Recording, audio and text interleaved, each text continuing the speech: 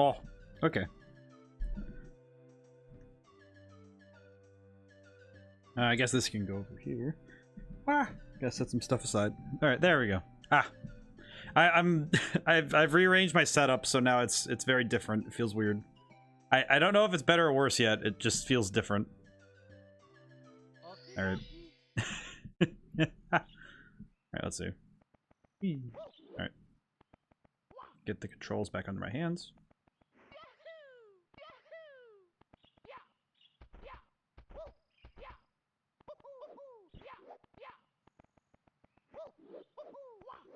I did it. So yeah, this is not Romancylvania. Unfortunately, I apparently missed the demo date, which was sad. So we don't actually get to have that game. Makes me sad. So I just figured I'll just do this instead. Yeah. So it made me a little sad because I was ready for it. You know, I was looking forward to the game. You know, I was ready. What do I need to do? Oh, the cage one. I should go do that right now. I can do that. My brain is fresh. I should probably go do this while I have my brain working. And while nobody can watch me embarrassingly miss the cage. So I can save myself a little bit of embarrassment. Also, being closer to the TV is weird. I have a smaller TV, which is the one that I use for, you know, when I'm streaming games, because I have the Elgato connected to it, and it is very weird that even just a little bit closer, you know. It's like, it's so different. It's just an entirely different setup from what I'm used to. It feels weird. I kind of like it now. I think I'm gonna be able to you know, acclimate to this. I also have my second PC monitor finally like set up, so that should also be just good. Especially since I plan on adding the VTuber model either next week or the week after. So hopefully we'll have the model ready. So we'll see. If it's ready and I can use it, then yeah, I'll just be using it as soon as possible. Wow, I ate it so hard I lost polygons, my goodness. My man straight up lost polygons with how hard he hit the floor. I don't quite know the angle for hitting this. Okay, wait, question. Up there. Can I use the cannon to reach that? I don't think I can, but I want to try it at least once. I don't think this will work, but we'll find out. Wah. Wah. If nothing else, this will definitely be a more spectacular failure. All right, let's see, where is this stupid thing? There it is. Huh? I think this will work.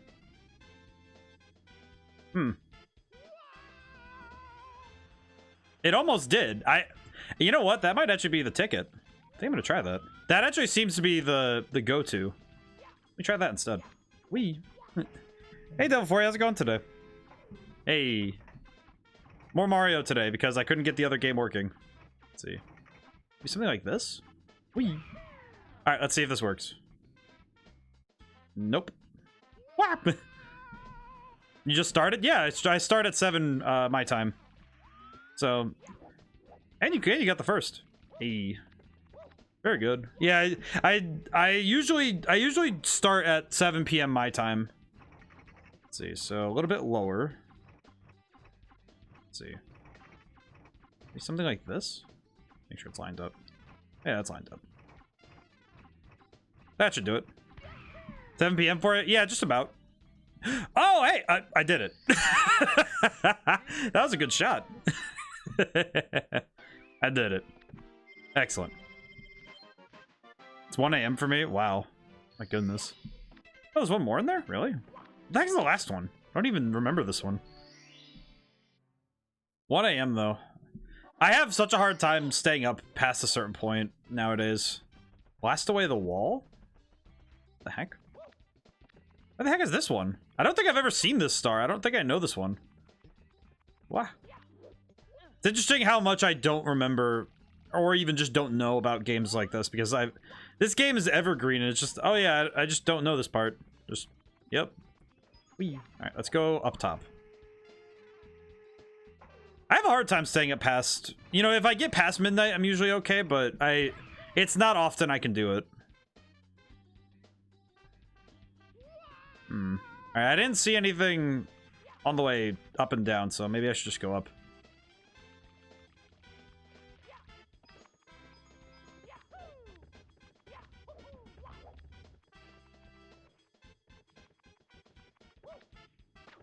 I think I'm gonna run through the course really quick and see if I can't figure out what's different. Uh-oh. Whoops. Ow. That was smooth. Yeah, but I have a lot on my mind right now. I just saw a bunch of stuff about Twitter, and it's kind of worrying because that's half of my, you know, a lot of my, you know, promotion is on Twitter, so seeing the stuff about it today was kind of like, ah, yeah, that's great. That's nice. And saw that before stream, so I was like, oh yeah, this is what I definitely want to be worrying about right now. Behind you, I think. I saw a star. Behind me. Well, there's the coins. Let me go up, because I need a... Whoops. Yeah, I'll need... Let me look. Let me look, though. Let me take a look. I also did just realize that there... I've never actually done this star, so I should probably go... I'm gonna go up the castle really quick and to the, like, tower thing and see if that... Oh, whoops. And I keep falling. Not there, but down. Oh, there is one that's underneath the... No, there's that one there, but I've already gotten that one. I do know that one. Let me... Let me go up a little bit. I'm gonna go up to the tower and see if that answers some of my questions. Bonk. Thank you. Okay. Oh, it's this thing. I see. All right. No, it's just... No, that's the bonsai bills. Never mind. That's the bullet bills. Excuse me. The cage now is not a thing. Curious. Interesting. Yep, that one. Okay, yeah, okay. So... Yeah, no, good eye, though. Let's see. Maybe this way? Oh, I'm back here now. Maybe. Wires.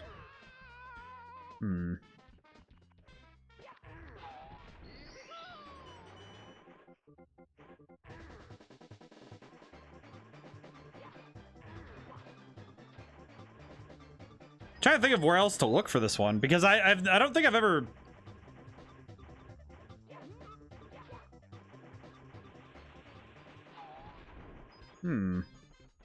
I've never actually done this particular star, so I don't think I have the knowledge to figure this one out. I definitely don't have the foreknowledge, so this is one I have to just figure out. Let's see. Blast away the wall. I don't see any walls that are immediately apparent to me that would be destructible, so I don't quite know what to... Don't quite know where to look first. I have to run around a little bit. Did you become Metal Man? Yeah, you can do that. You have the metal cap. It's a cool hat. Let's see. Ow. Well, that worked one way, but not the way I hoped. Yeah, you could in Mario 64, you have the metal hat. It's it was the first. I believe this is the first game you had the metal cap. Because I know that there's some other ones that let you fly and stuff, but. Whoop. Oh, excuse me. Thank you.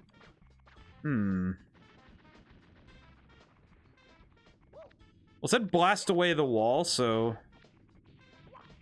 I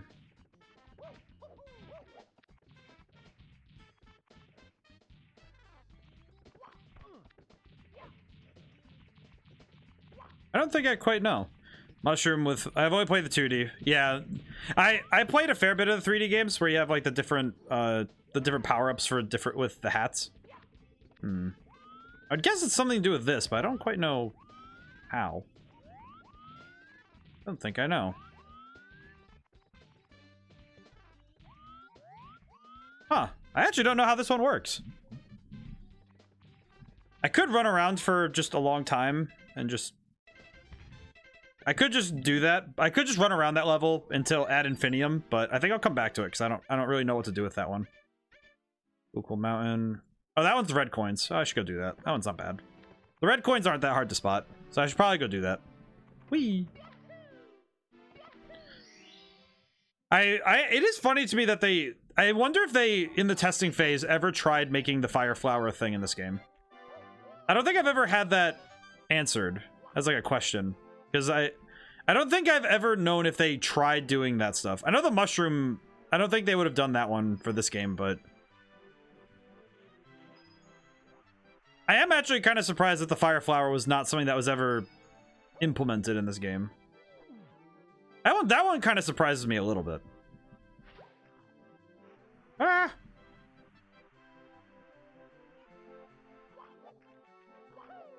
Alright, that's 2. I think 3 is over here. I think I was mistaken. No, but there's a thingy here. And it's a 1-up. Oh, I just realized that between sessions I lose my 1-ups. Oh. That sucks. So when you reload the game, it starts you back with the same lives you had rather than giving you what you had. That's okay. Let's see. There's a red coin down there.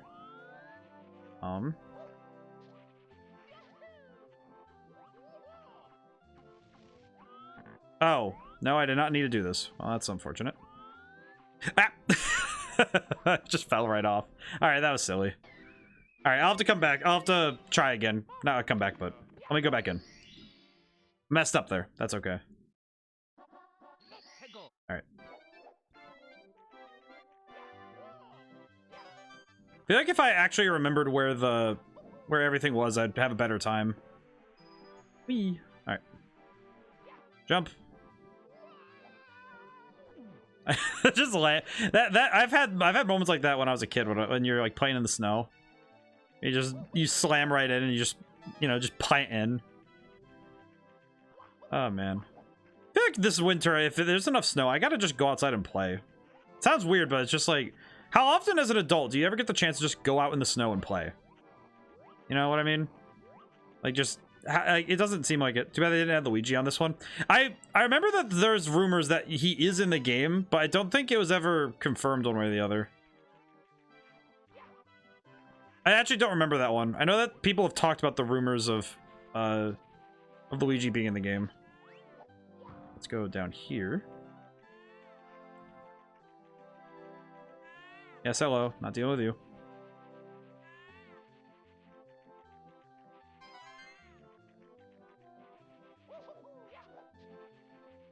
I appreciate the hiding spots for the red coins on this one. It was an April Fool's prank. 1. Well, I remember that there was like Mew under the truck. Well, it wasn't. It was less of an April Fool's prank, more of just like a like a rumor spread around just for the sake of All right. I know I'm missing a red coin, but I forget where it is. I think it's on the top up there. I don't think so. If necessary, I'll go back to it. It's fine. But there's a lot of rumors like that where they get started because somebody makes a convincing enough illusion of an image. Okay, I think I need to aim for the top of the tree. Oh, nope. Ah, that's a whiff. Ah! Oh, it sucks when I miss that shot because I know I've made that shot's one of those ones that really throws me off. Ugh. I feel like I should go for that one first, but I don't need to. It's fine. Okay.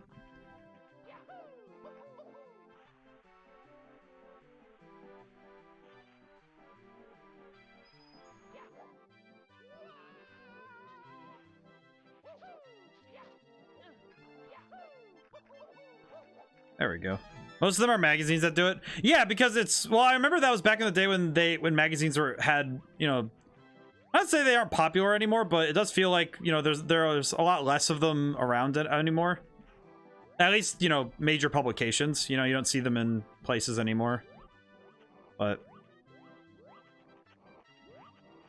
yeah, it is one of those things that just kind of disappeared with time, didn't it? Because they just kind of stopped doing that. Which I think is kind of a shame because I think that I feel like magazines were really fun more often than not. Probably could do the 100 star one while I'm here, but the 100 coin one while I'm here. Hello.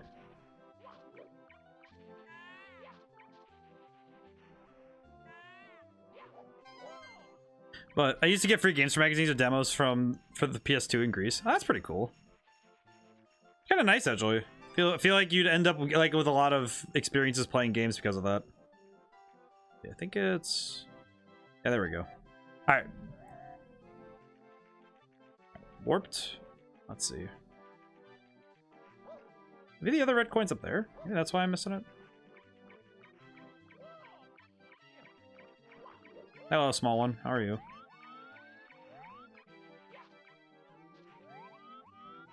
Okay. I do not remember, so I'm going to just jump in here. Got one for PC, can't remember the name of the game, was awesome. Sounds pretty cool. Let's see, can I just skip this guy? I don't want to deal with you right now. Don't go. Thank you. See you later. There we go.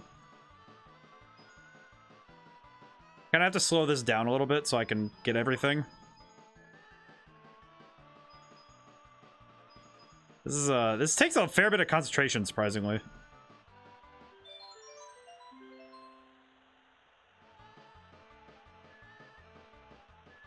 My goodness. Wah! Isn't the lost that disc and I've been trying to find it for years. There are some games where I just feel like there are some like game discs in specific that I should have hit that box. Oh well. I'll have to take another ride through anyway to get the 100 coins, so that's fine. I do my boy Pingu like that.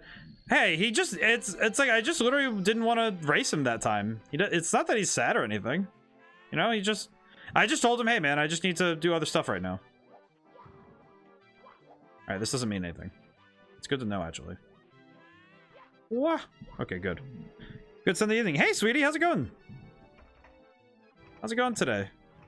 It is a good Sunday evening. I was a little worried about stuff earlier, but... Ow. Dang it. Absolutely ate it there. Alright, one more try. We'll do one more for the coins, because we kind of need to. Doing well, hope you are. I'm doing well. I think that... I think playing games will be good for me today, because... Today I think I saw... It was too much doom posting today on Twitter, you know? My boy, I can bring my boy out. My boy deserves it. Here he is. My boy. Bring him up a little more. There we go. Yeah. There we go. But it's just, you know, one of those things where you see there's just too much doom posting, so you're just like, yeah, I could use without the internet right now. Mostly just around Twitter stuff, but that is entirely a... That is a whole conversation. I don't feel like having it. It is definitely a whole conversation. You need a waifu for your boy. He's okay. Graciously, he doesn't need too much, but also because I feel like any like a good looking fox. I feel like the only problem is that he would make some people. He'd make her really mad because he'd probably be like me and just be like, oh, I need to hold on. I need to do stuff, and it's like, hang on, and it's like, me and him are of like ilk. Whee. But we'll see. Ow. Okay, now I can just run through this guy. That's good. Maybe. At the very least, I want him to have a friend someday. I'll have to make him a friend, but it'll be good. It'll be fun. Let's see, what do I do? Wah! I hope everyone's well, though. I hope everyone's well and finds time to not do what I did and avoid the doom and gloom of the universe right now. I definitely feel like I have to make a concerted effort not to deal with, you know, like a lot of the sadness in the world. It's just like it's a lot. Need to produce some little hymns so the legacy continues. He does not. Hey, first off, he can just kind of like do as he pleases, but also he's good. He's good. He does not the ability to produce does not beget value. Graciously, not everyone needs to reproduce in order to produce value for society. I happen to want to, but you know, it's more of a personal choice. I feel like it'll be when the time is right, you know?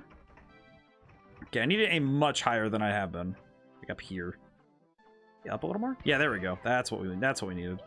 So, Bear, I completed a single eye my 2D model design on my new tablet. One eye. Spent a good time about it too. Thank goodness for copy and vertical flip. Oh man, copy and vertical flip is so good. That's how my model's gonna get done. Wanted to adopt a little defox. I mean, I'm gonna make the adoption thing. I just need to it's like I'm gonna draw you guys foxes. I just need to figure out how I'm gonna do it. Right. I think once I do this level, my boy will go back to organizing stuff. Ah, I see. See where I need to go. There we go. The heck? This is like a whole area I've never seen before. What the heck? Ow. I haven't told you it's a smart idea to make him...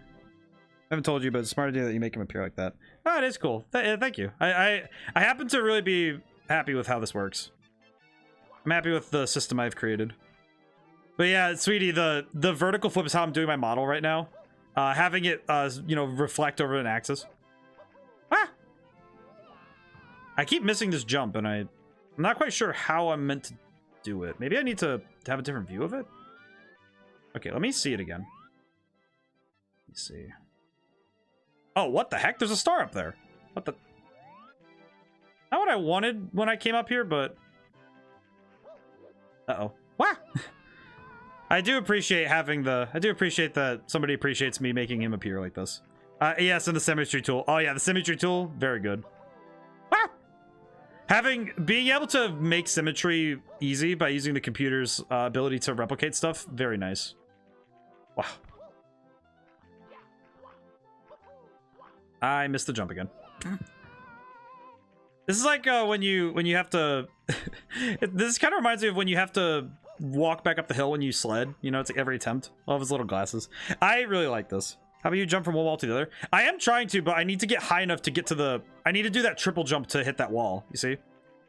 Like right and then front. Yeah, I will say I love my boy's design. There we go. I did it. Oh, jeez. Huh. Okay. Well, I didn't come here for this, but I will grab it while I'm here. This is mine now. I'll take it. There we go. I will say I'm going to try and replicate that design.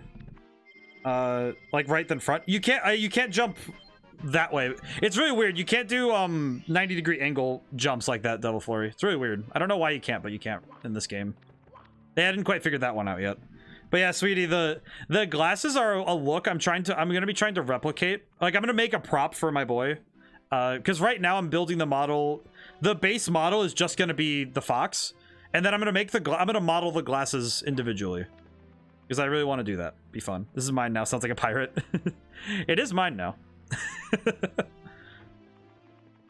see. I'm gonna go back upstairs. I don't want to, but I kind of have to. But I really do want to make the glasses a model for themselves. I'm not sure how I'm going to do it yet, because I haven't quite determined how I'm going to model them yet. But I do have the idea that I want to model them, like, as a basic model. Demimki needs a pirate hat. I feel like if I ever get around to playing any pirate-related games, I'm going to need to spruce up the chat a little. Otherwise, I wanted to see if I could make... Specifically, I wanted to see if I could make props for my boy. If nothing else, I want to see if I can make props for him. I'm not sure how I'm going to do it yet, but... I might do it first for my 3D model, and then do the 2D drawings later. Oh. Okay. What if I just do this instead? Ah! Oh, hey, there's a star. Well, this is going swimmingly. I'm actually kind of surprised that I'm able to make this much progress this quick. Very good. Read you out? I can read you out, that's okay. Alright, also my boy needs to go back. He's going to help me organize my game library. Ooh. I guess that's a fair point. Whenever someone puts something in the text chat, it's not really me hearing them out, it's more me reading them out. But yes, that's reasonable. I'm curious now. Let's see. Yeah, I can make the jump again? Oh, I see. Huh, I can make that jump.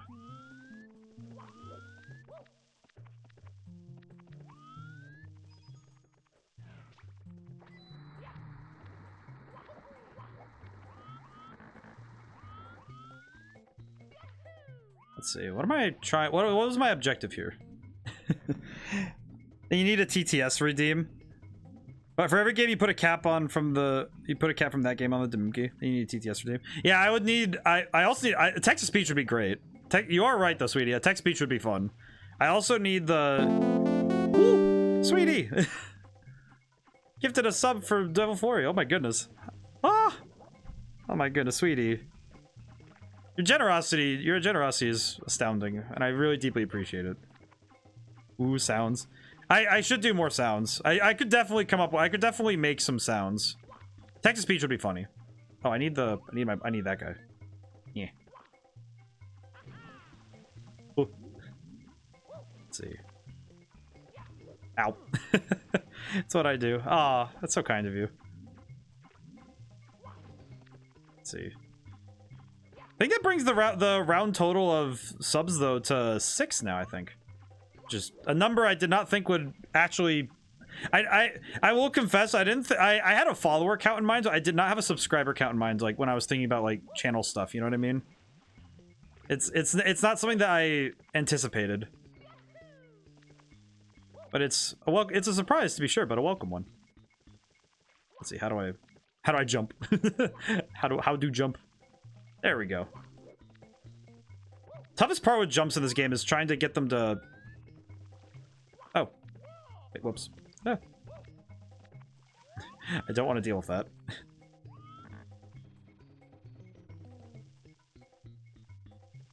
There's a star in there, which I'm not sure how to get to yet.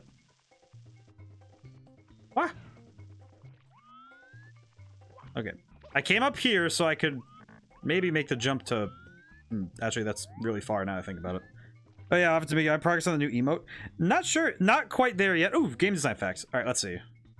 I like looking at stuff in the environment to see what we can come up with. I think that's my favorite part for this. New emote, have not worked on it too much yet, but I will soon. Probably have to do that this week. Ooh. What did I don't know what I just did.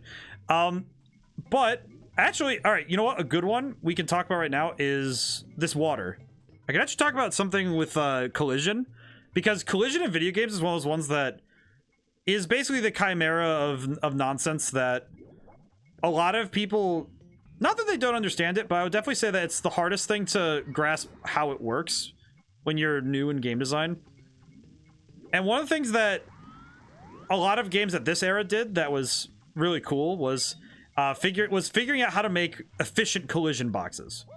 Particularly because this water is basically a giant box that's checking for collisions. And every time that Mario touches it, it's checking, okay, is he submerged? When he is, he enters the swimming state. See? And it's also checking, is he near the surface or is he not? Because as you can see, when he touches the surface, it's actually a cool thing I can show you, is that when he's touching the surface, you see that there's a sprite around his body. If you look right near his neck. And when he's swimming, it makes an animation behind him, a 2D one on the surface of the water. And that's to, you know, sell the fact that he's in the water. Which, not easy to do, especially at, you know, real time. Because when you're doing it at real time, it's not an easy thing. Similarly with those switches, you have to check those all the time.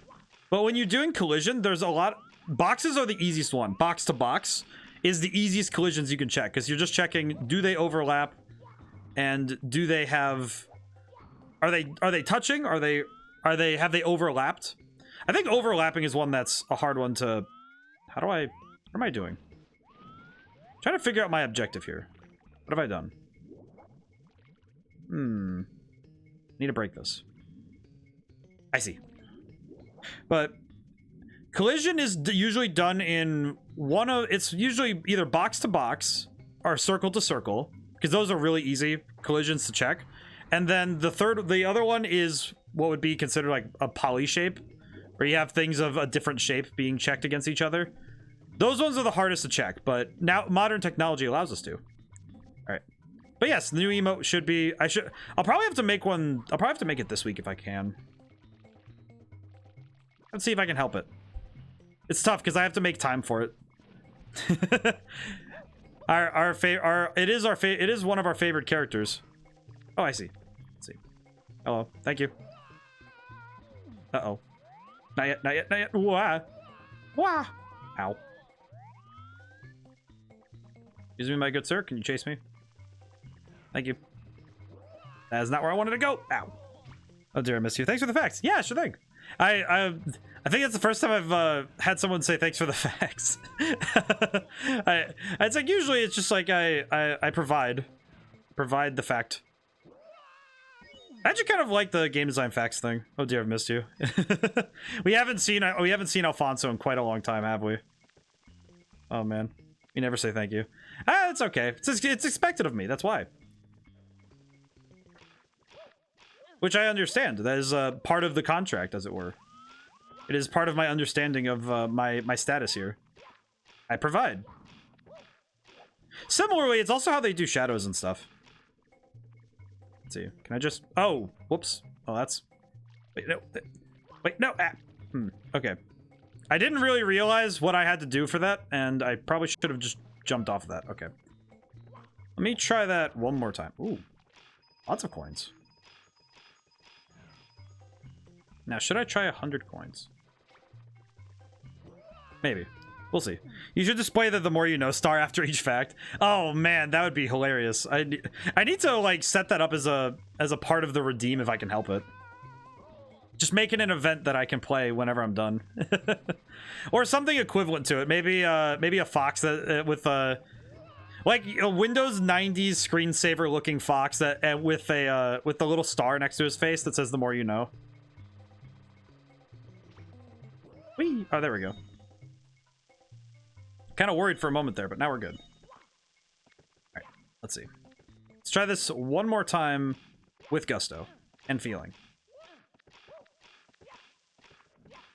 Wow, okay.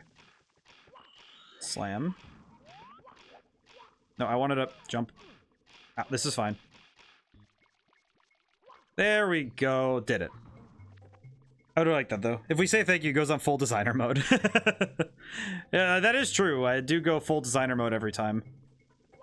I feel like if there's... I have determined that if there's any place that I could be as a streamer, is that if I could be the like a more idealistic version of Bill Nye the Science Guy when it comes to video games, I'd be happy. Where it's like, I may not know everything, but I'm going to make you ask the questions. So if people who really want to get into game design... like just need to know where to ask the questions, I can help them. Because that was what Bill Nye really did. Was it's like he may not have been the best scientist, but he's the one that got us all asking, oh well, I want to learn more. Where do I learn more? And I appreciated that. I appreciated that a lot as a kid, actually, because I remember in a lot of my science classes I watched a lot of Bill Nye, actually, now that I think about it. I can now actually accurately think and realize I watched a lot of Bill Nye the Science Guy when I was growing up. Specifically in classes. Like... Wow.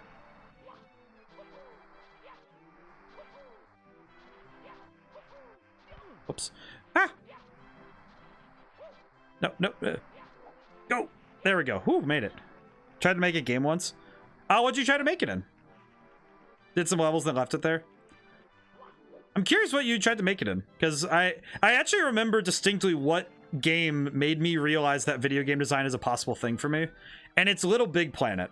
That game really did set, like, I think if without that game, I don't know if I would have been on the same course, because Little Big Planet really did set me on the I want to be a game designer, because I started doing it in Little Big Planet.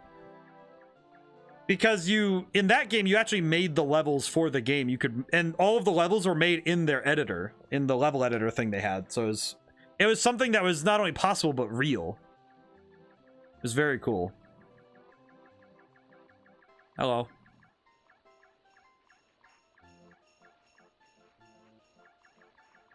No, wait! Ah! It's like Simon Says, some kind of puzzle game with character jumping. That's pretty cool. What the? It's a fake coin. I remember now. The purse dude, I remember him now. Alright, I need to run. Need to run all the way back up. On Unity? Ah, I see. Okay. Unity was fun. I used a lot of Unity at college because that was the engine of choice at my college. It was really fun. I did have a fair bit of fun messing with the engine. I might need to reinstall Unity at some point just because I wanted to reinstall the newest you know, like, I need to get a version that I can use commercially if I'm going to use Unity, so I have to think about it. Because I want to make a game in Unity, because I want to do a 3D game at some point. Or at least a game in the Unity engine, because I do like the engine. And I have a lot of experience with it. Though I might move to Unreal. Forgot to put it on USB and formatted the PC. Unity was easy, actually. Well, and Unity's good because if you just want to build something, you could do so. Most of the stuff was there to help you. Yeah, you could, and it was never particularly hard to, you know, if you just want to slap something together, I don't think it would have been that hard to do so. No, not again! It does that every time where it's like, oh yeah, I think that it keeps stopping there, and I don't know why I keep falling for it too. I also keep falling for that, which is not helping my health situation. But it's really good for you know, being able to put things together, you know, piece by piece, and I think that was really fun. But if you were a trained programmer and you used Unity, you could really get some mileage out of the engine. And I appreciated that. It was really cool. Okay, one more try with Gusto, and if I fall again, I'm gonna go to another level, because this one's making me sad. At least just a tiny bit sad. Get out of the water. I don't want to be in the ice water.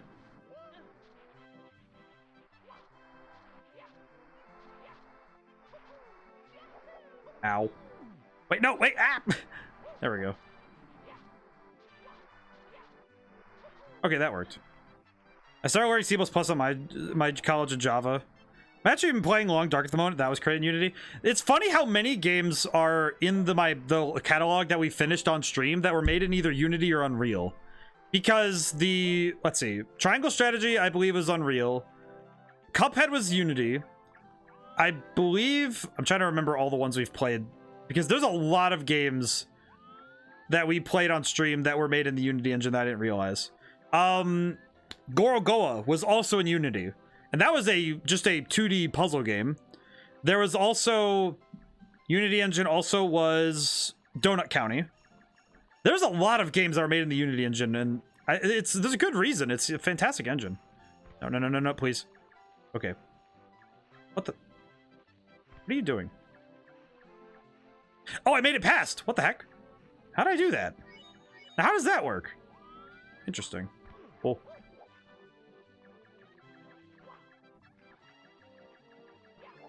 Oh. Okay, I want to be as careful as I can be. There's the star. Oh. He is like, especially if you want to make a game, of course.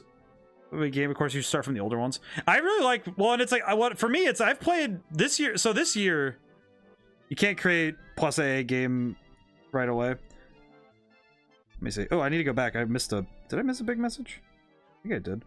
One thing I love about this channel is that you appreciate explaining things that make a game great or what could have been improved with time. Most people don't take the time to appreciate the design details. Aw. Thanks, sweetie. I just got to read that because it went by really fast. I need to make sure. Oh, thank you.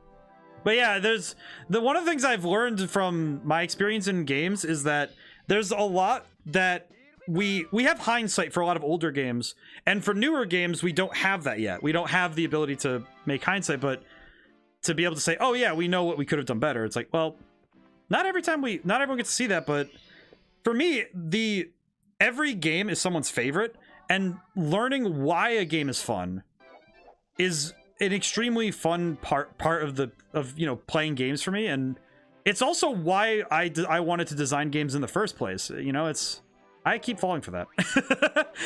Where I genuinely wanted to make games solely because I love games, and you know, that love of games isn't just for, you know, video games. I've been playing trading card games and doing all this stuff. Grew up on the older ones. It's nice to see other people appreciate them. Newer advances are always most enjoyable. Well, and I think that one of the things that I think a lot of even game designers get this wrong is that I think a lot of people forget that you don't necessarily need to have the newest and most advanced methods for anything. And I think that to make better games, you need to play a lot of them and understand what made the greats good, and then take those ideas and bring them to the new age. Because stuff like this game and all the things on the N64, really, not all of them, but most of them, a lot of them had this secret sauce that it clearly was not, you know, 4K graphics, right? Yeah, this is a graphics push. 3D was an insane push for video games, but it wasn't the be-all end-all, because 3D was an adjustment. A lot of people found that they didn't like this because they didn't know how to move in these spaces.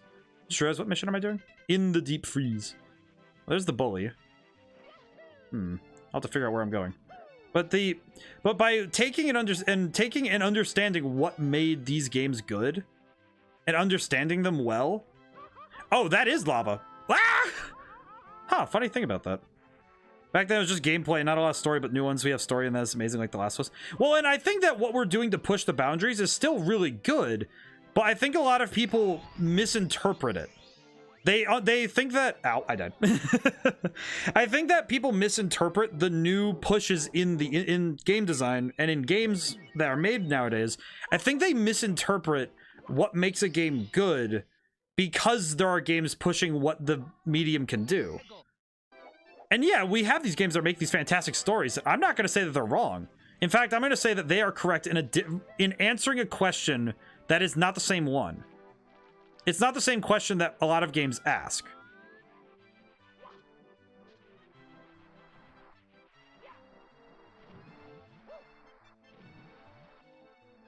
Can I please land on this man?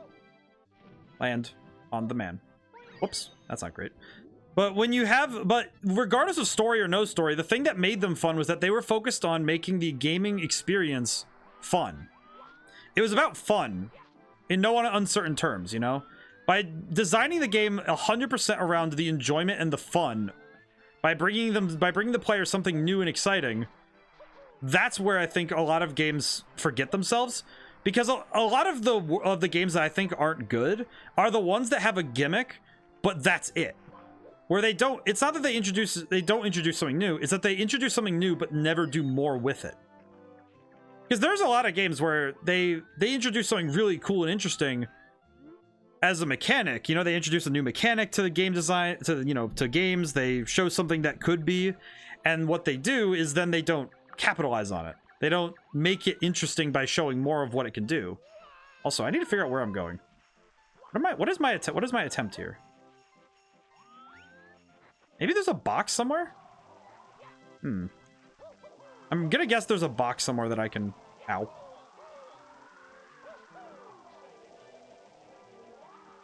Why is there just wind in that one localized area?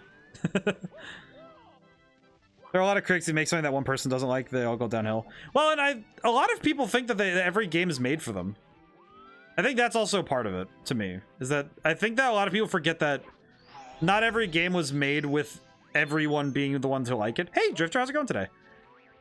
But it's like, it's not that anybody's ever wrong in their taste. It's that, you know, some game genres are just not for, you know, for me, for a great example, I found that I'm not super into first-person shooters. But that is, of course, more of a, oh yeah, it's just how I am right now. Hop on the shiny shell and ride wherever you want to go. Really? Oh. Been playing Elden Ring this week, let me tell you. I think difficulty is a factor in it, but I don't know if it's the end all. It is a factor, though. I think difficulty is a factor when it comes to what audience you're going for a game. No microtransactions and gameplay plus story.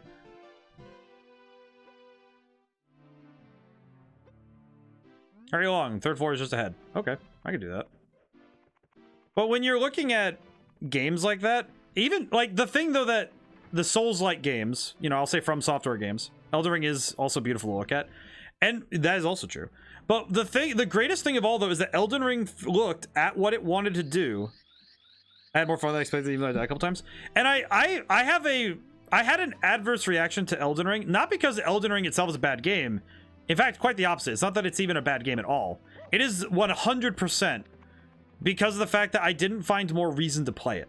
It is not even a bad game. It's just that I know for me, it is just because, you know, sometimes you play a game and you're like, oh yeah, I don't think I can play more of this, but... Where did I go? Oh no. Oh hey! I know this level. But, you know, when you're looking at... Only a couple times, congratulations. But when you're looking at... To me, personally, when you're looking at when you're looking at the Souls-like games, while difficulty is a factor, I don't know if what they really did was that they looked at it and made it the best it can be. I missed. But they looked at the Souls games and said, what can we do to make this different and exciting? And they succeeded. I think that they did succeed. I do think that a lot of it might just be me having growing pains with it, because I played through Elden Ring. I did get an ending. I beat Mog first try. Ooh.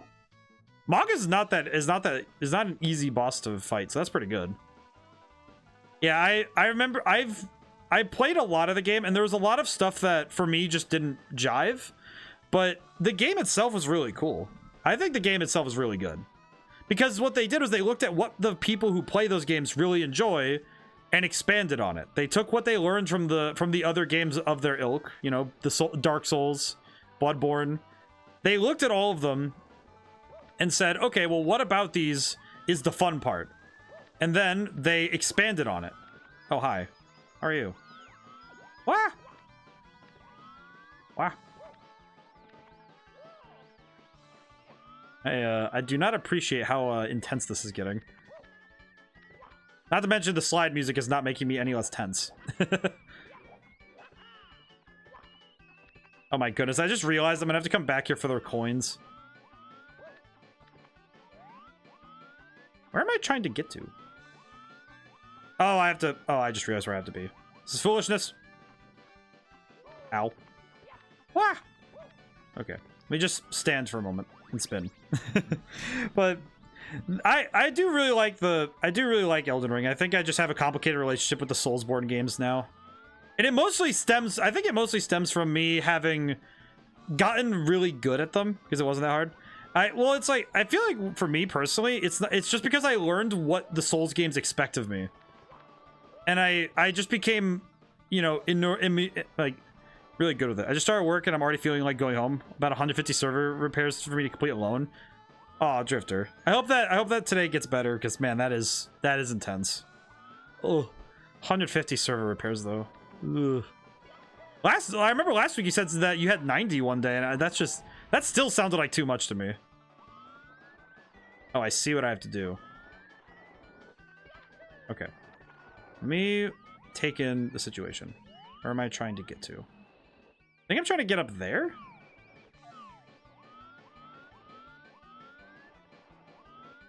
Well, I think the best games are... Oof, man, don't remind me of the servers. But I think that, for me, it's just because I became so... When you get... Restart them most... But when you get really used to what a game is doing and what it tries to do, I think you become far more resistant to when it's doing things that... Not necessarily that anger you, but... Whoops. I just backflipped into heaven. Oh my goodness. That was pretty good. Oh, all right, I'm gonna go try the other level. I wish restarting server fix a motherboard repair. Ah, yeah. Drifter, I do not envy your job, but I do respect your job greatly, because man, I would not have the patience. Where am I? Oh Lord, what is this? What is this? This is so much worse. What am I looking at? What is this? What is this? 1, 2, 3. Oh, brother, what am I looking at?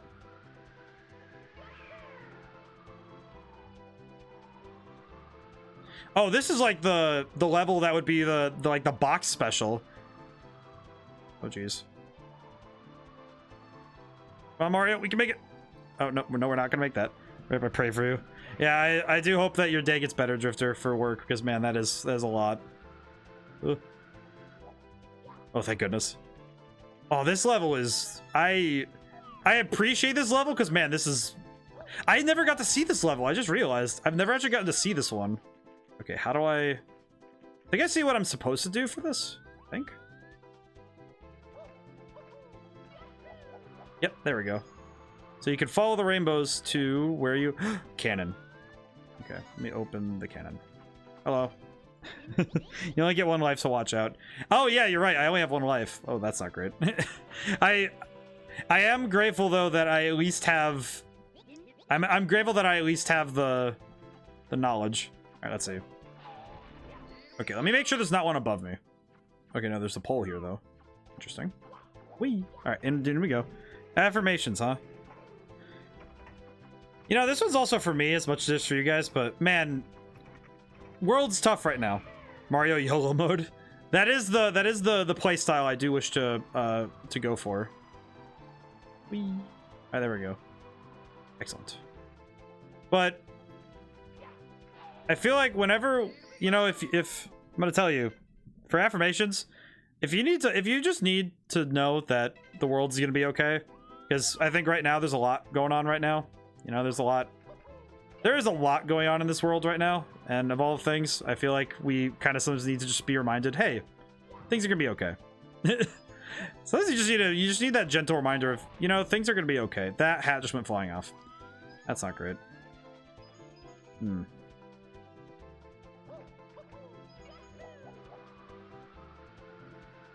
Ooh, another cannon. Oh, this is how you get there. I see. I now see how I'm supposed to reach the other thing. I see. Okay, launch up. Oh, hey. There's 2 coins up here. What the heck? Ah, the jerks. They put a lot of coins up here. What is this? The blessed one up. Oh man, you don't know how much I'm waiting for Christmas so I can relax. You know what's funny is that I feel like Christmas is both I relax more and I also get way more tense because I have to plan, because my birthday's the 30th. You know, just letting you guys know. I won't be streaming that day, but I will be. But I will definitely be. I have to, because I usually spend my birthday. The gift I always ask is that I always get to spend my birthday with my friends. It's the thing that I want most whenever I'm celebrating my birthday, is that I get to spend it with my friends. And I feel like every year it's not harder, but it's definitely like, I always feel like I always get tense around that time because I'm always like, oh man, I hope I get to see everyone. Ow. To Mimkey with the party hat. I will probably see about streaming that week because I know there are 2 weeks in the future. Oh, make my boy gets to see the Rainbow Cruise. Well, you also get to see the rainbow area. I will say this music, hope I don't get tired of it, because it do be playing quite a bit. Oh geez, whoa, hey now. Okay. There we go. But my boy gets to see this now. But I always do get a little nervous when it comes to that stuff, just because it's like, oh man, I have to do planning and stuff, you know. I probably should have fired right at it, but I did get a new hat, so that's good. I also just saw a spider. What the heck? I just saw a spider. What the heck? I changed my setup and they're already like, listen, man, we gotta colonize. I'm like, listen. How about you chill tiny bit?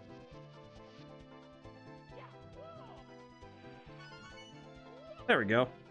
Christmas is stressful for me because I still don't have gifts and I help with the cooking. Oh yeah, no, when you have to do a lot of cooking too, it's just, ooh. It can be very stressful. The two, I feel like Thanksgiving and Christmas are the two that stress me out a lot. Oh, there it is. I see where I need to go. There it is.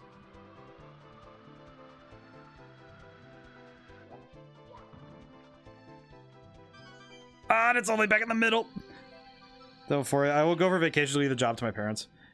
See, for me, it's because I've grown into, I've taken active roles in that stuff now, and it's interesting because I don't. It's interesting being an adult in my household now because it's like, oh yeah, I have to do all this stuff. Need it after 3 years of nonstop. It's interesting though how different the dynamics change when the world changes, you know. But, ooh.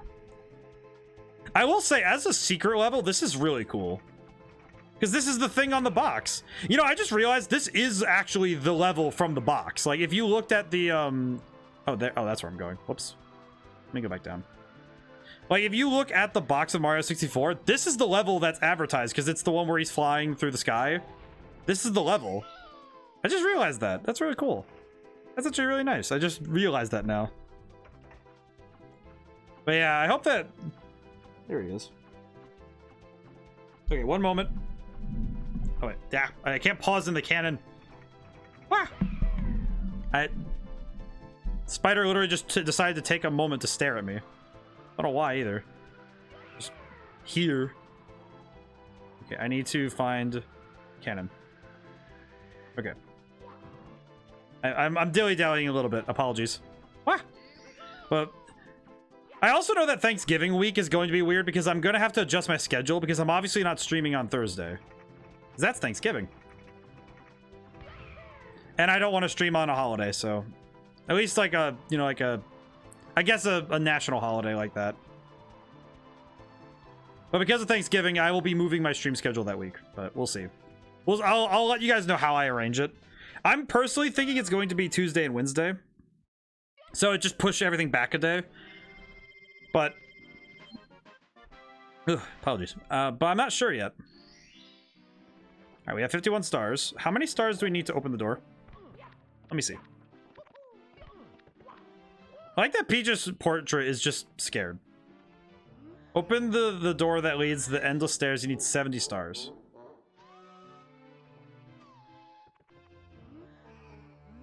Okay. So we do need, I believe, let's see. Let me make sure I got the count right. We have 10 secret stars. We have, let's see. 6, so it'd be 6 per level plus 100 coin star. So we need 10, so, and there are 50, I think there are 12 levels? So we need 70 stars in total, so we need 20 more stars. Okay. Interesting. I'm trying to figure out where we're going to get all those stars, but I know where we can get one, maybe. But yeah, the holidays at this point in the year are always tough. Did DLS start for you? Are you streaming at the local time? Because I noticed I'm earlier today. Yes, it did. It did start today, and it started this morning, and I only realized it after I woke up and saw that it was very early in the day.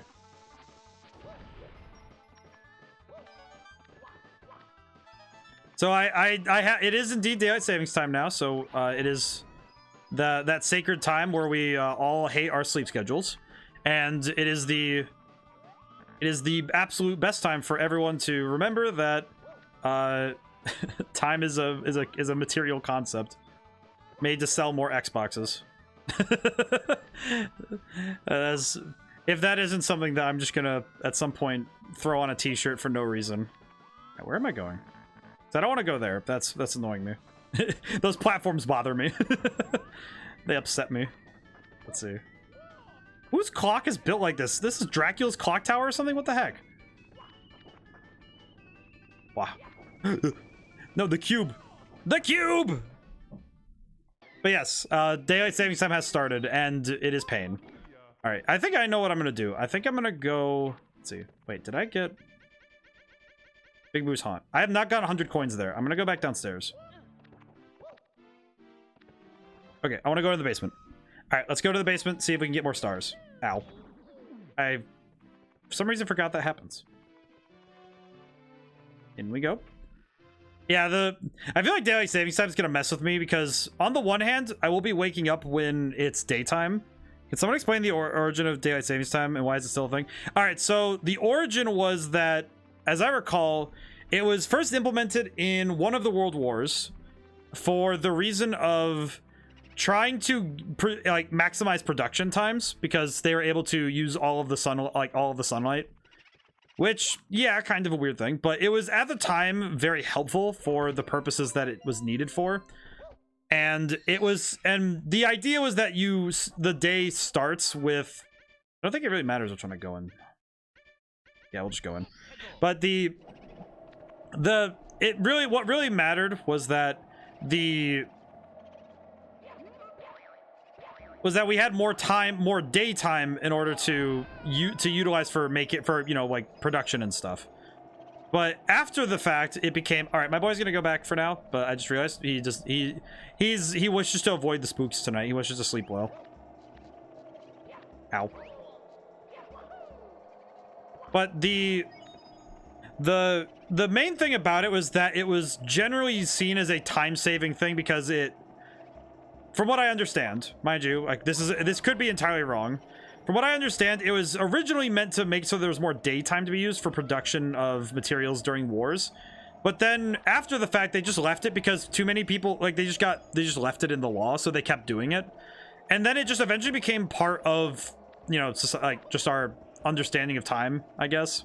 Best for the lack of a good way to put it, but basically we just never turned it. It was basically like we turned it on and then never turned it off. And everybody's been annoyed with it ever since. Even when it's been explicitly linked to heart problems, because people will have heart attacks because they're an hour late for stuff, and they, you know, the stress of it is just enough for people, you know. So I do not fully grasp why we've kept it for so long, but I do understand that it's because whoops, I need that coin. It's specifically also because American institutions are very, very slow to change, which is really funny, but funny given the circumstances that if you understand things. But yeah, as an American who lives under American law, yeah, a lot of it's really redundant and stupid. The problem is that too many people who run these things, you know, our council of elders, as you would, they really, really don't want to change how things work.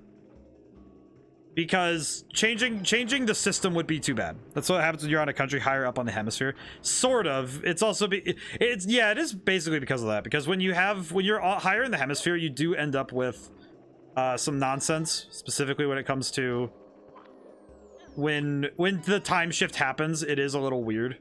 Ow. Because meanwhile I'm here on the equator. Yeah, that's true. When you're on the equator, you don't really need it. The problem is that when the sun actually moves on an arc rather than moving like just flat across the sky, it really does change things.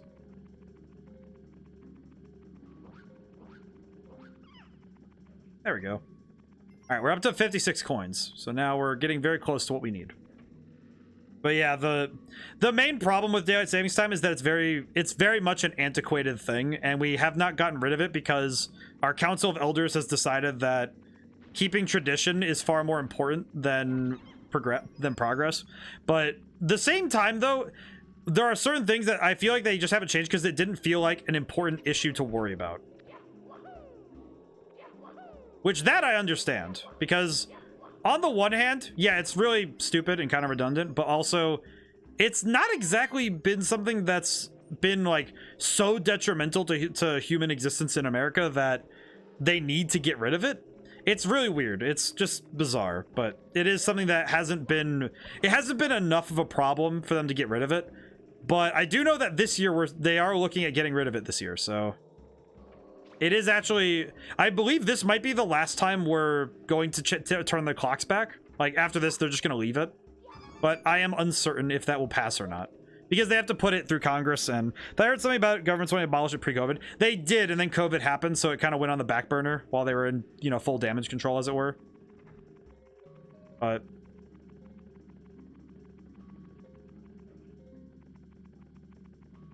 ow. But that's something that it's gone through a couple of times, and they've almost gotten rid of it, and then they just didn't for some reason, which that was kind of sad. Ow. All right, we're up to 79 coins. This is very good. But it is something that America has been trying to get rid of for a while now, but mostly because people are just, you know, they're silly. People are silly, if that tells you anything. I remember that this actually came up when I was working at my last, like, you know, I will say official job, but it was basically my last, like, it was my last job that wasn't just me working for myself, was that I actually remember asking, well, why don't we use yellow for specifically we're like using like different colors for civilian things in the simulator, because I worked on a simulator. It was basically like a mission sim thing. And the main problem was that you only had red and blue colors. Like, everything had to be able to be tinted red and blue in the program. And to me, it was like, well, why not use yellow for civilian stuff?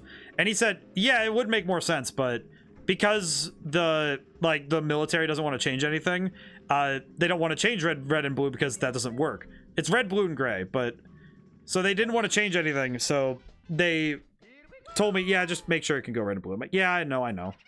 But it just, it is something that I've noticed that is very true about government stuff, because a lot of government stuff is locked in tradition.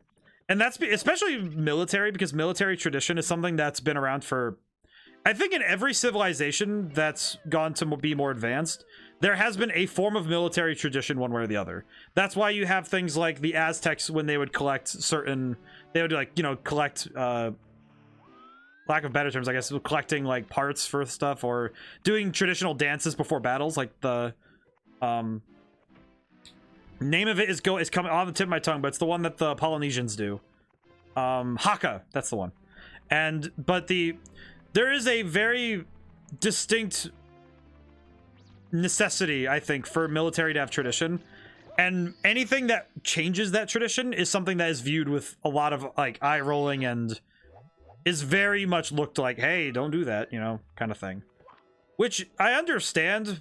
On a psychological level, I understand, because I understand the necessity for having, for keeping tradition, because tradition is something that is important to a lot of people. So I do understand it, but at the same time, it also is like, well, but it makes more sense to do it this way. But I understand that tradition is very important to a lot of people, so I'm not going to tell them that they're like wrong for it. But it is just very hard if you want to change things and you have to fight that tradition. It's like, because you don't necessarily ever want to fight tradition. It's mostly just, I have to deal with it. Aztec weapons are badass, you gotta admit. Made of sharpest paddle saw, made of the sharpest steel known to man. Yeah, no, the Maquito is amazing. It's probably one of my favorite like ancient time weapons. It's very cool. Also, anything made of obsidian just immediately has a hard pass for like the drip is like astounding. If you have a weapon made of volcanic glass, that is some of the hardest drip known to man. That is exceptionally cool. Do I have to roll this all the way, or do I just have to get over here? Yeah, I think I just need to get over here. Yeah, there's the star. I did it. And also a lot of ancient weapons had cool things going on too, you know, because a lot of them they decorated them to fit their culture because they wanted to honor their deities and stuff. Which is funny because we've never evolved from past that point.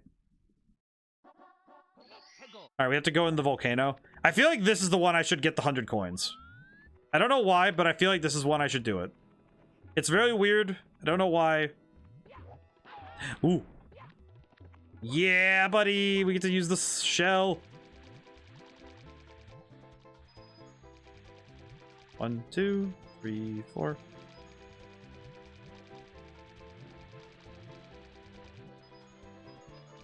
I have to be really careful not to hit a wall, otherwise I'm gonna explode. Ooga chaka, ooga chaka, ooga, ooga, ooga chaka. Oh, please tell me this thing doesn't run out.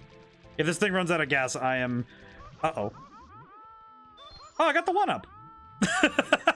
Hey, Nahama, how's it going? Nahama, I hope you saw my message. It's on the Discord. I will make sure that... I need to check the Discord real quick.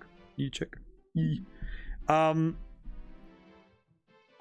tried to get Romancevania working, and it made me very sad that the demo period ended on Halloween, and I only found out when I was loading it up today.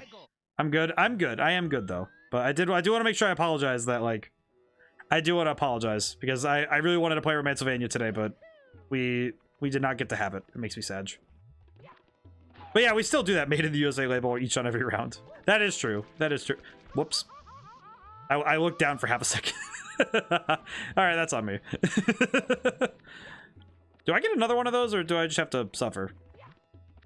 But yes, I'm doing good. I'm doing good though. I am doing good despite despite me being just kind of like a little sad about that game though. 'Cause I was ready for it too, so it makes me sad. All right, can I just use this to? So if I grab this. That isn't grabbing it, but I do appreciate the comedic value. Whee! You still do that now. Well, and also, like, that's the idea of having, like, the Ace of Spades card in your helmet or some, you know, like mementos. We still decorate ourselves for battle. It's still a thing we do. Thousands of years later. Can I... Whee! Alright, cool, we're in. Where am I? For some reason I remember this level, but I don't know from what. Oh. Because I don't think I've done this one. See, this is why I wanted to do the 100 coins first, because I wanted to be able to exit this place with all the coins. Excuse me. I see artists.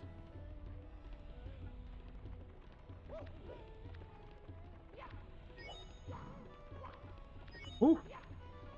But yeah. Yeah, but that is something that we've done. And it's also something that I've seen in the game industry where... And that's why I think Scorn... I'm going to talk about it again, but... I want to believe that if the Vatican goes to war, they dip all their weapons at holy water, give it +2 radiant damage. I feel like what they would do is, in my opinion, if they were to, like... If they would absolutely be the ones who would, If we see another crusade in human history, they would absolutely do it with, like, some nonsense, you know what I mean? Like... They would absolutely have like, they would do it with like melee weaponry, you know what I mean? They would be the type to bring like, it would be like old school crusades, but just with modern armor. Oh, smokes. All right, we're good.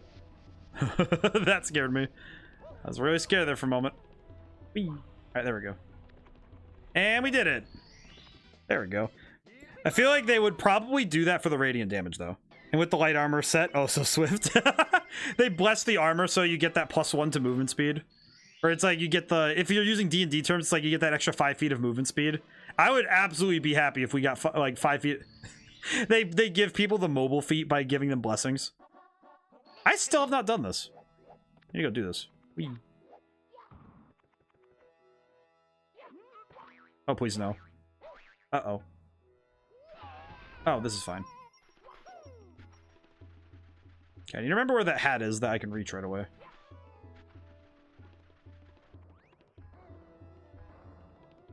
Huh. With the light armor set. I feel like that would be the funniest thing, though, right? Where, like, I understand that, you know, comedy isn't the be-all, the end-all for everything. But I'm just thinking, if we're gonna have a crusade, can it please be something kind of funny? I feel like if we took it too seriously, it just wouldn't be fun. You know? But also, man, if we had a crusade, Vatican doors open, opalescent-clad Doomslayer looking mofos start slowly talking towards you. Man, that would actually be scary, though. Imagine just a bunch of dudes in full plate mail just coming up to you and saying, "My faith is my shield," and they just start beating you up. That would be pretty scary.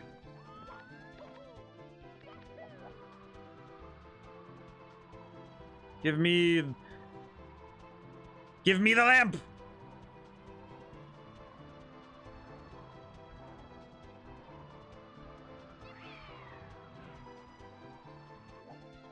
That would actually be really cool, though. I just think about the drip of that, you know? Just the ability for... The drip of it would be astounding. Vatican-approved drip would be astounding. Give me the start! Come on, come here. I see him. Come on. I'm gonna run out of wing, aren't I? Uh-oh. Good timing. Oh. What's in here again? I always forget. Oh. Okay. I'll take... I just watched it for a second just thinking, wow, that really did just happen, huh? I really just sat there for a moment just thinking about my life. Just really just drinking that in for a moment, you know? Really had to sit there and just really drink in what just happened.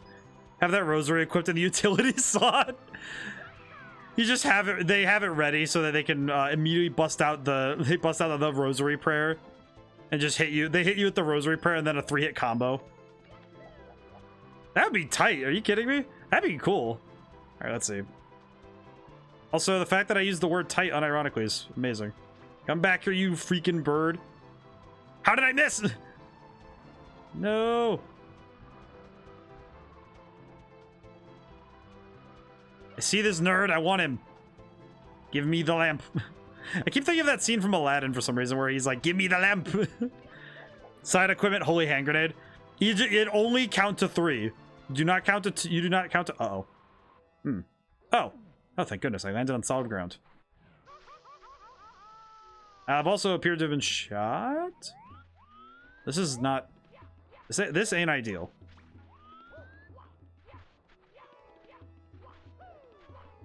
Oh, this really isn't ideal. Let me out. Let me out. Let me out. Let me out. Let me out. Let me out. Okay.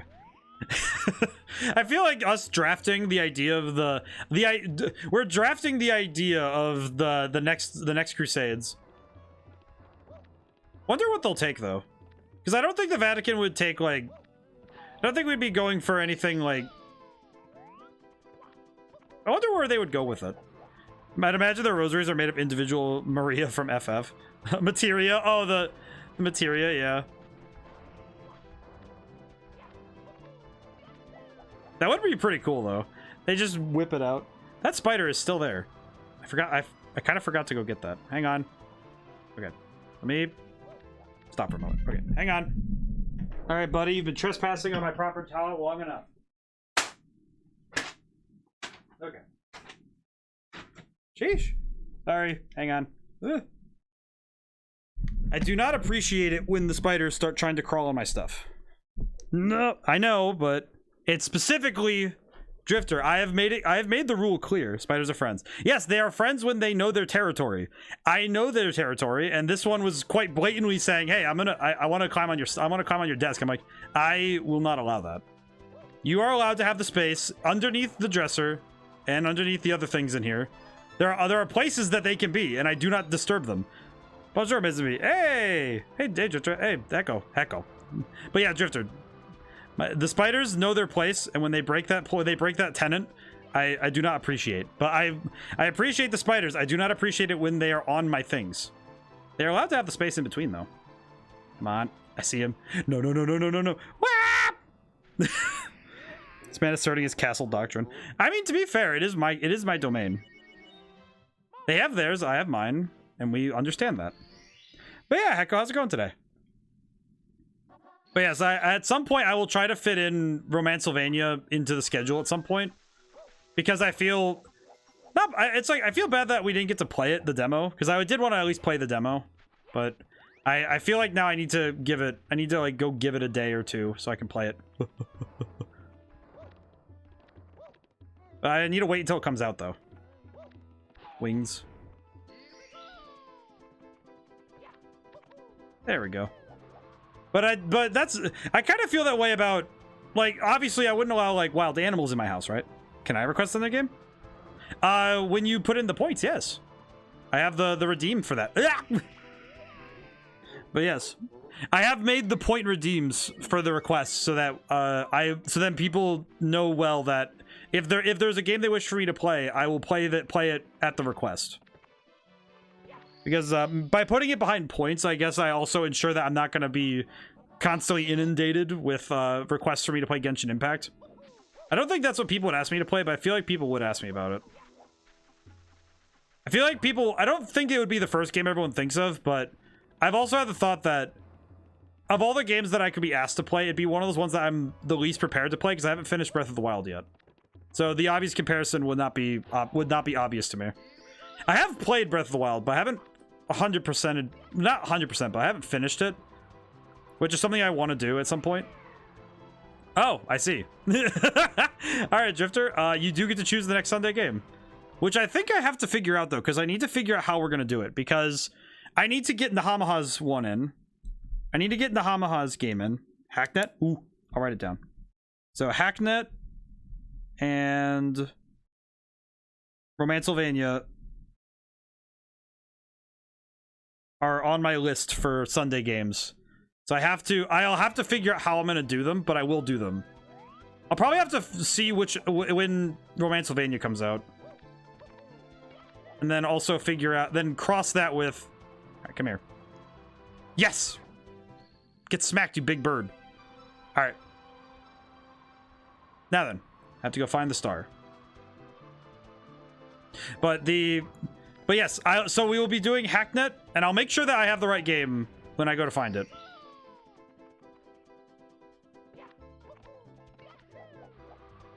And got the star. There we go. Very good. So we have Hacknet and Romancylvania, and I'll figure out how I schedule it. But thank you. Thank you so much for requesting. Request Hacknet because it's currently 85% off now on Steam.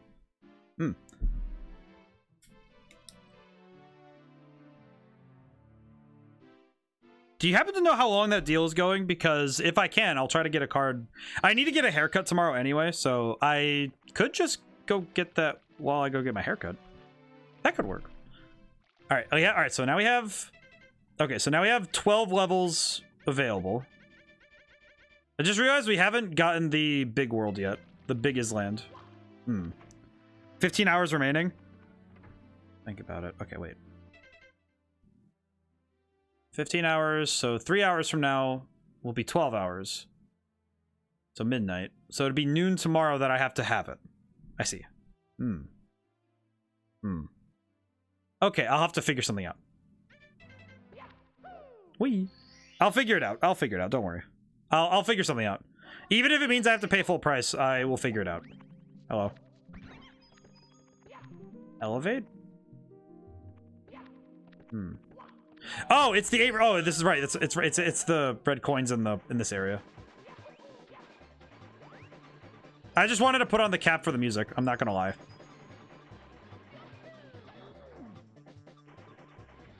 I will figure out how I'll get the game though.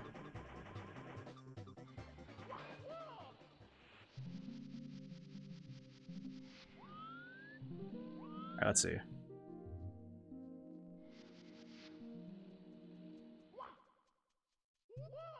Ah, that worked. I'm actually kind of surprised that worked. So it's only like 145 USD right now. I will see if I can get it before then though. Because if I go early enough for my haircut and I get it done quick, then I could just... Oh, oh right. I will say even still, if I have to, I'll make sure I make it work. It'll also be, so funny thing about that, it'll also be probably the first game between that and Romancevania, it'll probably be one of those two that'll be the first game I play on PC. Because I don't think I've really streamed any PC games yet. So that'll be an interesting milestone to give to these two games. I'll probably let them both have the title because I think both of them deserve it. And also it's so that both of your guys' requests get to be the first PC games. And that's just because I don't want anyone to feel left out. The thing is gone. Let's see. So the other 4 are below me, as I recall. Yes. Okay. I need to go down here. Whee. Okay, let's see. Let's see if I remember how to use this thing.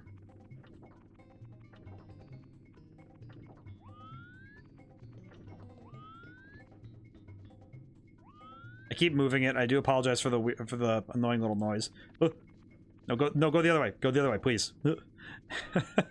I also keep spinning the camera at an awkward angle. Not helping me much. Ah! Tilted. That was weird. Hydration time. Oh, thank you, Cloudy. Let me get that real quick. Once I get this coin.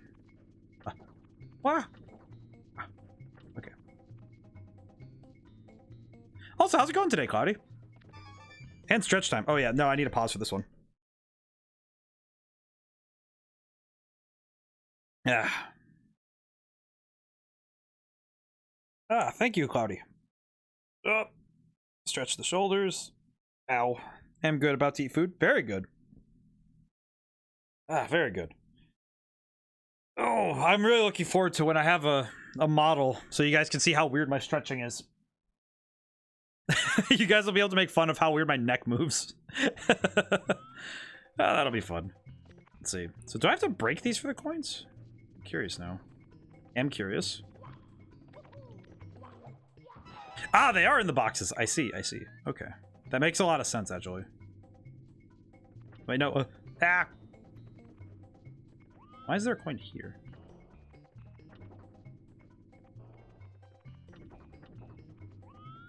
Also, we did finish, I feel good that we finished Eternal Darkness. I will probably be playing the second playthrough on my own. And then do a third playthrough maybe later maybe next year.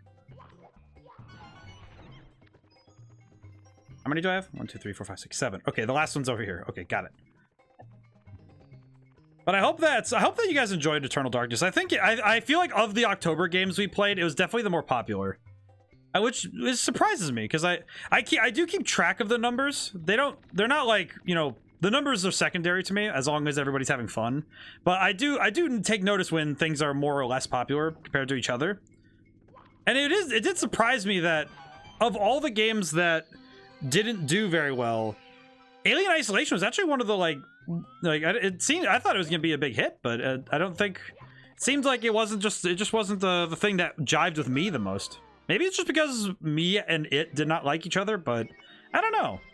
It surprised me a little bit. But I do keep note of such things. More so that I can statistically understand what games feel the best for us. Thing I have noticed is that playing these kind of games, like the classics, if you redo Eternal Darkness, maybe you could just start streaming again when it starts diverging into the alternate storyline. So, actually, Drifter, this brings up a good point. What the different playthroughs do. So, I don't know if anyone caught this when I was streaming it the last time. Well, when I streamed it, when I did the, when I had to reset my save file, right? When I did that, if you guys put the footage of the same areas next to each other, the enemies all look different because the enemies aesthetics are based on the patron ancient one that Pius is working for. So like that first scene when the bird people show up, the birds actually look different in the first playthrough and the second playthrough that I did. That is the key difference in them. And also in the cutscenes, because a lot of the cutscenes will change based on the patron ancient one. Which is really, really weird, and it's kind of specific. But yes, all three playthroughs are indeed different, but the third playthrough is important because once you do that third playthrough, it actually will show you the true ending cutscene, which is... I will say, the fact that you have to go through the entire game for a single cutscene feels a little, like, rough, but... Ooh. But that is actually how it works. So every single patron that you can choose in the game is actually different. And it actually does change the cutscenes. Notably, funny thing about that, so do you guys remember the priest guy? If you guys remember when I played Eternal Darkness, the priest guy, I think his name was Father or Brother Henry or something. It's the monk, the Franciscan or whatever. So funny thing about him, specifically about him, is that his death scene is different based on the patron that you choose for Pius. Because when we did the green one, the one that you guys got to see, was specifically... You guys got to see him get his head exploded, which was really insane. I thought it was gonna be a boss fight, and then he just explodes me. Delete priest, dude. Yes, the priest that got deleted. But in the red playthrough, you guys didn't get to see this, unfortunately, because I did Brother Henry's. I did delete priest on my own time. I did it so we'd be at the place we were at. We were at Bianchi again. The priest in the red playthrough, the lobster that got summoned for that the boss fight that you guys got to see, the lobster, that thing just crushed him under one of its big claws. It just like literally looked at him and slapped him, and that was the end of the dude. He just got deleted, and that is kind of something that is really weird between the two. Is that depending on the boss fight you choose there. Is that they actually do have different animations and stuff, and different boss fights. What's up? Hey Jazz, how's it going today? We're playing Mario. I tried to get the other game working, but the demo was I missed its availability, which makes me sad, but it's okay. We have Mario. The Eternal Mario. Okay, good. I'm not gonna get crushed yet. I don't know why I'm going for the coins right now. I feel like I'm just doing it for the sake of doing it, but I just go for the thing I'm here for. I just... Hey, as well, how are you? I'm doing good. I feel like every time I start streaming, I sweep away anything that's like on my mind. It's just gone. The demo for Romancevania. Yes, I couldn't get it working because apparently the demo it had a time frame that was working, and it stopped, and it made me sad. And I was gonna play that today, but it stopped. It wouldn't work. Which made me very sad. Where am I? Oh, I'm here. How did I end up here? What the heck? Oh, that was cool. I don't know how I did that, but that was neat. Whee. But yes, Sag. Yeah, I was actually going to play it, and I was I was kind of looking forward to it because I feel like it's definitely one of those games that, for better or for worse, I finally looked at it because I was like, oh yeah, I'll play this, and then I looked at it because I'll install it myself then. Well, and I do want to at least I am going to play the game at some point though, because that is something I do want to do. I do want to play the game at some point though, even though I missed the demo. I do want to play it again. Oh, what's in here? Ooh. Whee.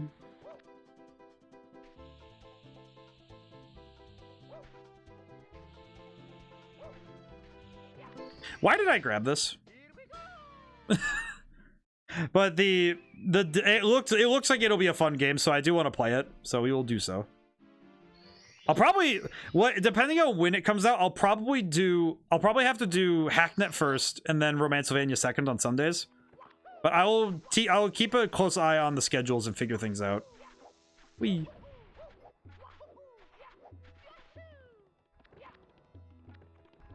I messed up. I feel like I'm just trying to go too fast, and all right. I need to learn when to not do that.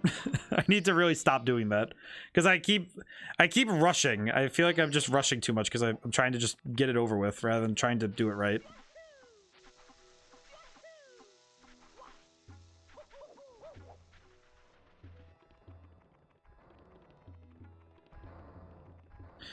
Just realized that the drums, the hand drums that they use in the soundtrack of this game, are about the same instrument type that they use in Sunshine, which is an interesting little piece of. It's an interesting detail I don't think I would have caught if I hadn't played Sunshine first. There we go.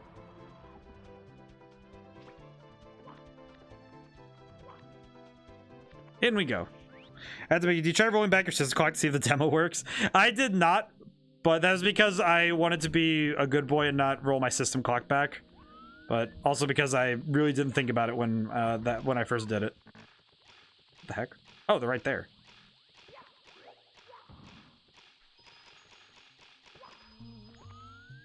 I feel like doing the 100 coins is always better in these areas when it comes to when you do it in the. I do not even want to check if that sand is deadly. I just don't. I don't like how he's looking at me. Oh, thank goodness. Okay, never mind. We're good. Okay, we have a little bit of wiggle room. That's it. Can I just go across? Oh, you can. Okay.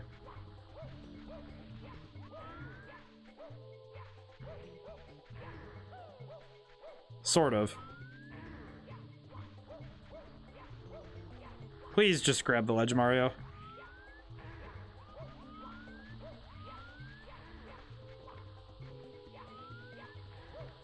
Oh geez, where do I go now? But I did at least try to get the demo running. I tried running it outside of its own executable, and that didn't work. I tried running the executable itself, and that didn't work. So.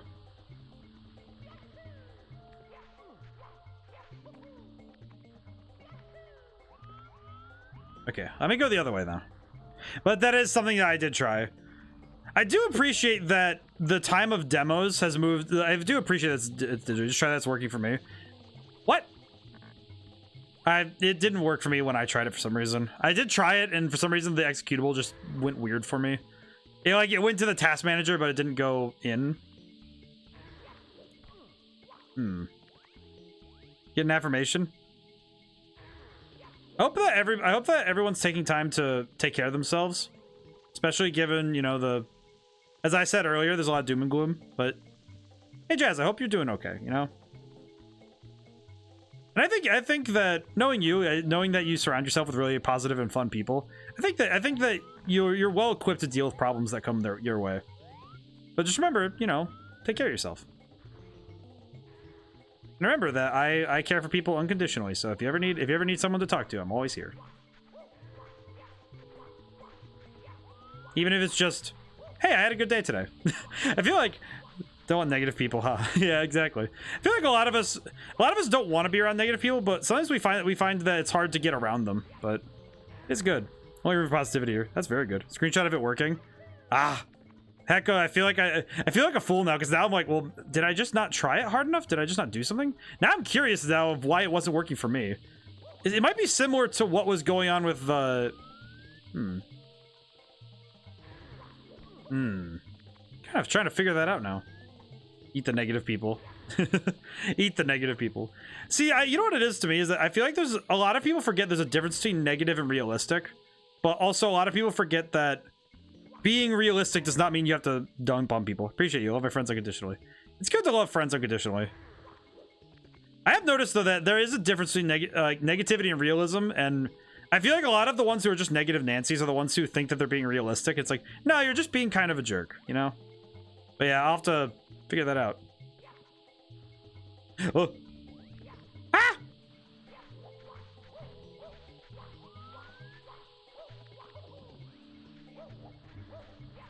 Okay, all right, so I did figure out how to do that though. I did figure out those monkey bars, so that's good.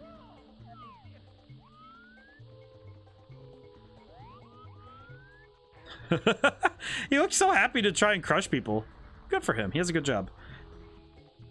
But I think that because I have moments where I say, oh yeah, I'm gonna be realistic and say, yeah, this is, you know, what is true.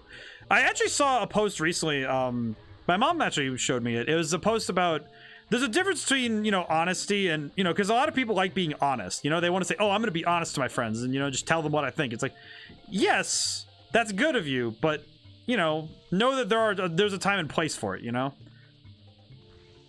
And I think some people mistake that being honest is not the same as being, you know, that's not good. That's not always good. Because there's a difference, right? Because tact is a really good thing for people. And knowing when is the time to say things is much more important than just knowing what to say. I would argue that most arguments can be solved not by knowing what to say, but by knowing when to say that thing. This is a very elaborate pyramid, by the way.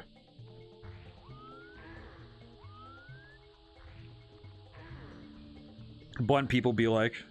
It's just like, I understand that people like, you know, they want to be honest and be blunt with people, but there is a certain point where that's not very helpful. You know what I mean?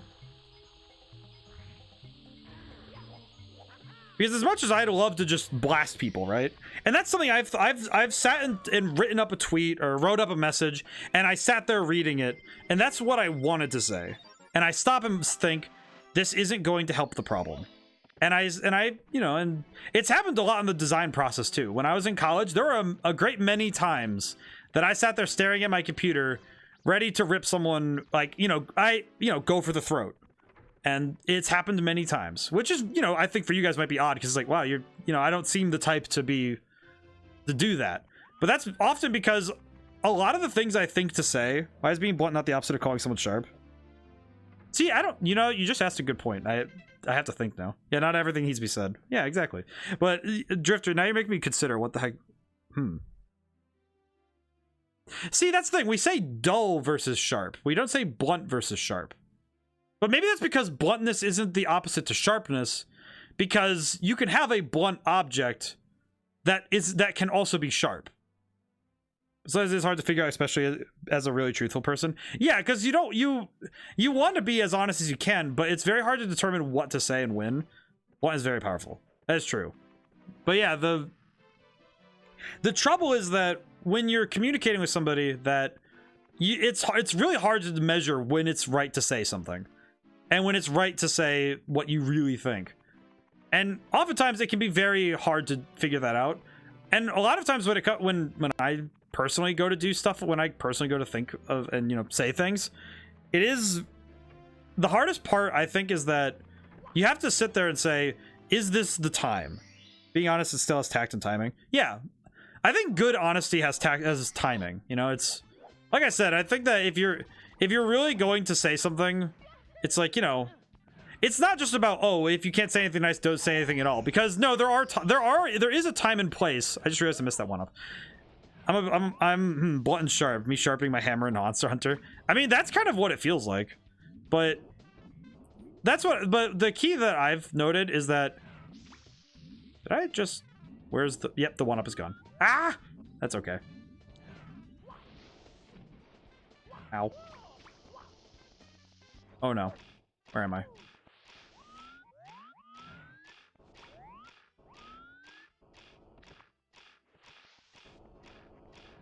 Huh.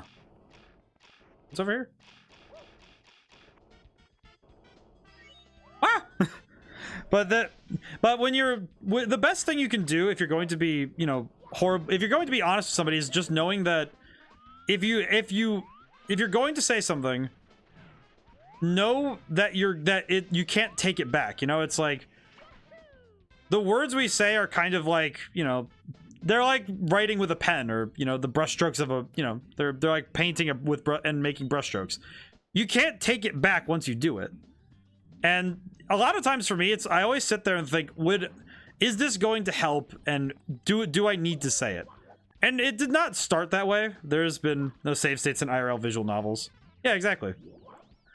It's just, you know, you really have to sit there and think, is this going to help the problem? And if not, then, you know, reconsider. You don't need to change necessarily yourself for it, but just, you know, reconsider. Also, okay, so this mission is called Pluck the Piranha Flower. Where is this flower? There was those 3 near at the top there, but I still don't quite know where I'm going with this. But yeah, I do think that honesty is something to be appreciated, but it's something that can't be overused. You can't just sit there and blast everybody just because you disagree.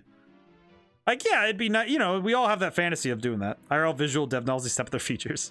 I had the thought once of designing, this is kind of weird of me, but I had the thought of designing a visual novel that is designed to be played in one go. Like, you play it, and whatever you say, you can't take that back, you know? Whatever you say is there, and you can't take it back. And I feel like that would be an interesting concept, like having a game where you can't save. Because I feel like a lot of people expect that they're able to just, you know, redo and fix their mistakes. And how powerful a game would be if you literally couldn't. You know what I mean? Imagine that. There's a game that you're not allowed to take back mistakes.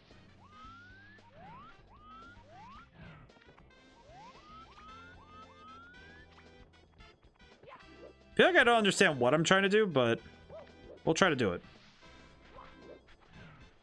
Wait, what? Why can't I jump?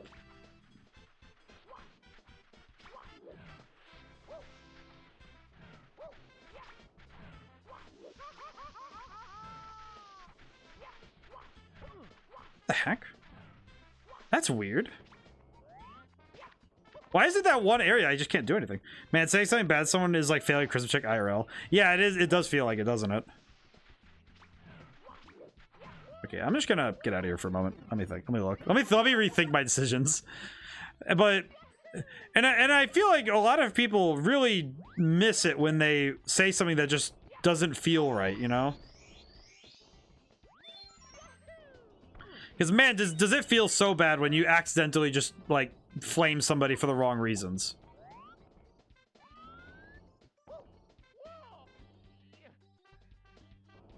Because that's something I've done once where I just accidentally flamed somebody. Not even intentionally, just, oh yeah, I just said something wrong. And it's like, yeah, sometimes you just do that. And it's very hard, and it's very hard to just take it back, you know, because you can't. It's actually why when I'm writing notes for my projects in my notebooks, I never write in pencil. Because to me, it's like, well, if I make a mistake, then I'm going to erase it. And that mistake won't exist for me to see later. And that actually I found that out to be a very counterproductive thing for me, because when I make a mistake, oftentimes I want to know how I did it. So by leaving the path that I use to get to a thought when I'm writing actually helps me out a lot, because it lets me remember how I came up with something.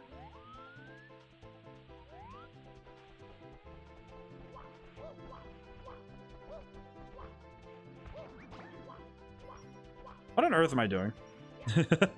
What the? Ah! What?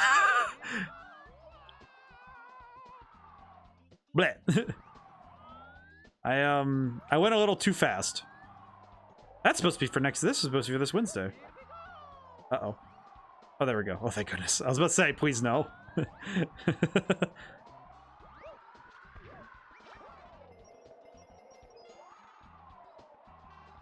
I did it. I made it legitimately this time too. But yeah, when you're oh. I got marked by the tiny one. This level. I'm gonna come back to it. This level makes me sad. But I really like writing in pen more so because I prefer to keep my mistakes where I can see them. I hope I'm grateful that I'll never say that about my own children. Because if I'm gonna have kids ever, which I do plan on it, but you know, it's one of those things I have to, you know, it'll be a while, but whenever it's like when I have kids, it's not gonna be a mistake. It's going to be on purpose. There's no mistakes in making a child. Like, you know, it's not like a child is a single mistake. If you accidentally made a child, that is like 50 mistakes wrapped in one. You know what I mean?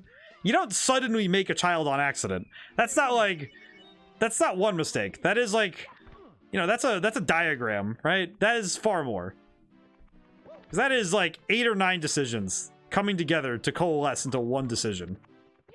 And that's not even a decision. That's just, all right, there you go, child.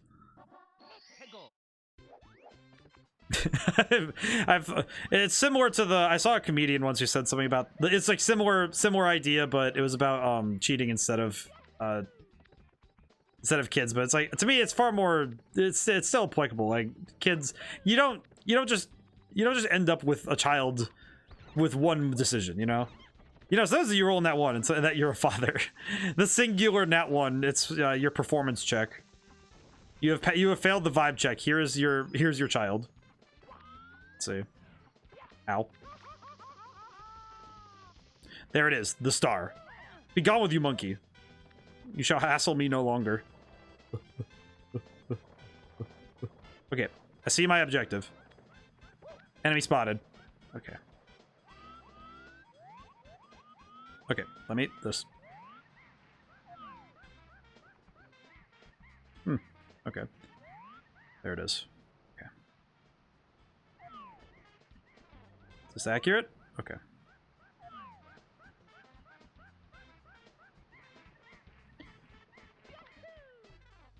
Blind leap of faith! I did it.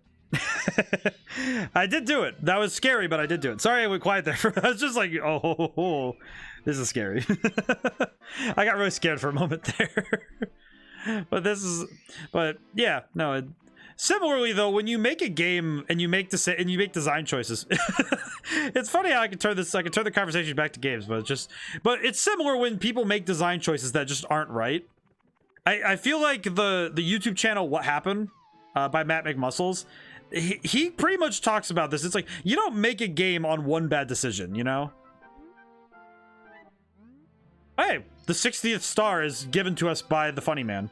Thank you. I appreciate it. But you don't make a game that's bad. There's the issue of sunk cost fallacy. Yeah, it's not like you're gonna make a better game by just taking in that, oh yeah, you've made it, we've put all this time into it, we need to keep going on this path, despite the fact that there's nothing holding you to it. You don't need to. What the? Oh, based on the time I jump in, it changes how the platforms work. Oh, that's really smart. That's really cool, actually. I didn't know that was a thing. That's actually really neat. That's really cool. I like this. Okay. Jumpies. Nope.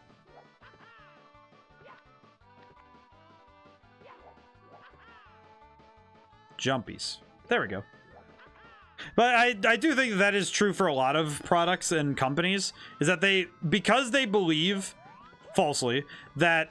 I fell again. Because they think that they need to fulfill this thing for some reason, it's like, oh no, we need to finish this because we already put so much into it. It's like, no, you don't need to. Obviously, if the money is still there and you still say, yeah, we should do it, it's like, yeah, of course, but it shouldn't be because you think, oh, we already spent the money. It should be, well, I want to see this project to its end and be able to learn from it. To me, that's what would be more important, is that you see it to its end. Seeing a project to its natural end, totally fine. But making it about, oh, but we already sunk all this money, and it's like, that's not really that big of a deal. At least to me, but that is also very much a me mentality kind of thing, you know? There it is. I see it. I see it. I just don't miss the star. I did it. Whee! You ever watch Internet Historian's video on No Man's Sky? I have watched many things on No Man's Sky, and it's amazing to me the how it came together, you know? That is still just impressive to me. I should have waited. That's okay. Roll. Oh my goodness, the red coins are the 6th level? Oh, you've got to be kidding me. I didn't even do this properly. Oh no. The clock is in full motion. This is not good. This is not according to Keikaku. I need to watch those again, though, so I can better discuss, because I do want to discuss it again. But No Man's Sky is a fantastic example of, well, we messed up. All right, so how do we fix this? And the fact that they did fix it is what makes me so happy, you know? Like, that is a fantastic success story. Oh, yeah, we did it. I'm actually kind of surprised I didn't fall off there, but I'll take it. Oh my goodness. I really should have stopped time for this one. Okay.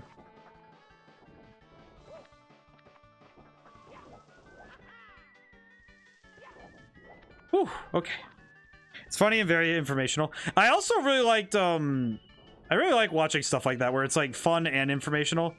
One of my favorite examples of fun and informational videos is Defunctland. I have been watching his stuff.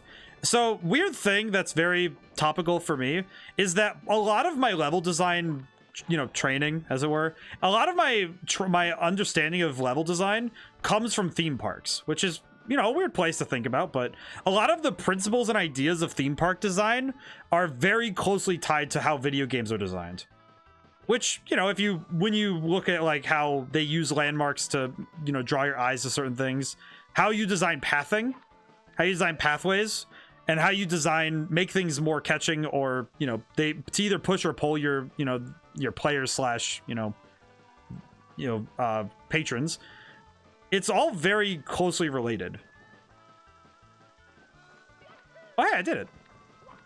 That was excellent. Now I want to see you play. It's been a while since I watched Defunct. Very good stuff. It is very good stuff. It's also fantastic to just have on because his voice is very engaging to listen to. Even if I'm not watching the screen directly, I love having it on. But yeah, I need to play Roller Coaster Tycoon now. I do own it. I would need to reinstall it, but I do own it. So that is not something that would be too hard out of my away from me. Do I really want to wait here for it to be done? No. I do really like that stuff though. The pit and the pendulums? What does this mean? What am I looking for? Wah! That bomb was coming right for me. Oh, this doesn't move. Ah!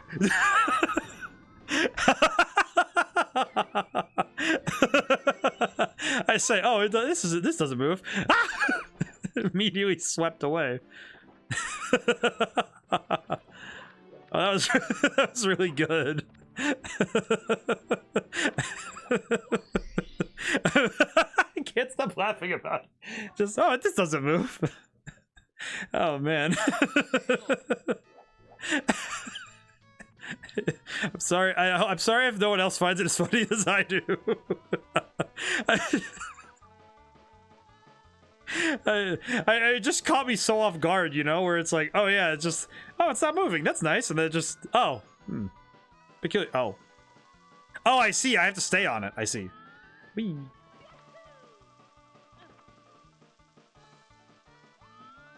Magic carpet. All right. Ah, there we go. Excellent. But yeah, I actually do remember playing Roller Coaster Tycoon, and I remember liking it a lot. I just remember that I didn't understand roller coaster physics very well, so I did have some times when I played that I was not very good at the design process. I wonder if that would be better nowadays. If it would be better or worse. I missed that jump again. Game over. Ow. My pride. Oh, that's the first game over we've had, though. I'm actually kind of impressed that we haven't had a game over up to this point. Of course, it has to be Rainbow Cruise, but, you know, that's fine. We have 62 stars, though. That was really good, though. The only one game over, though, in this whole time. I am kind of impressed. Let's see. I want to make sure. TikTok clock. That's really stupid looking. Roller Coaster Tycoon is an early PC gaming icon. It is. What I think what makes it so iconic is the fact that it was one of the series that really did lend itself to the PC very, very well. And a lot of the games that did that, like the real-time strategies, like Age of Empires, I think it was StarCraft, and a lot of the other ones that lended themselves super well to being, the point-and-click games, really, and being able to have really in-depth systems. It's Civilization too, where you have these games that are about strategy and they're more slow-paced because they're about learning things and understanding what the needs of the problem are. And I think all of those were fantastic examples of that. All right, we do need funny shell. I messed it up. Do I get another one? Well, that's not great. Hydration time. Ooh, thank you. Been talking to Storm today. Ooh, thank you. All right, we're only halfway through streaming. I'm already like talking up quite at the Storm. All right, let's see if we can't. All right, so what was this one called? Elevator tour in the volcano. Okay, so I just need to go in the volcano again. Okay. Ow. Okay, we're good. Ah! Whoops. My bad. Whee! All right, in we go.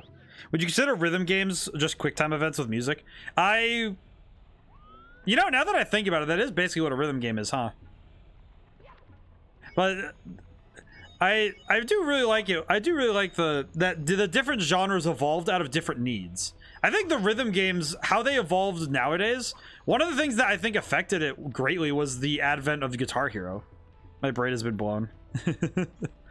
He is right, though. He's right, you know. Let's see, where's this thing that I'm looking for? Let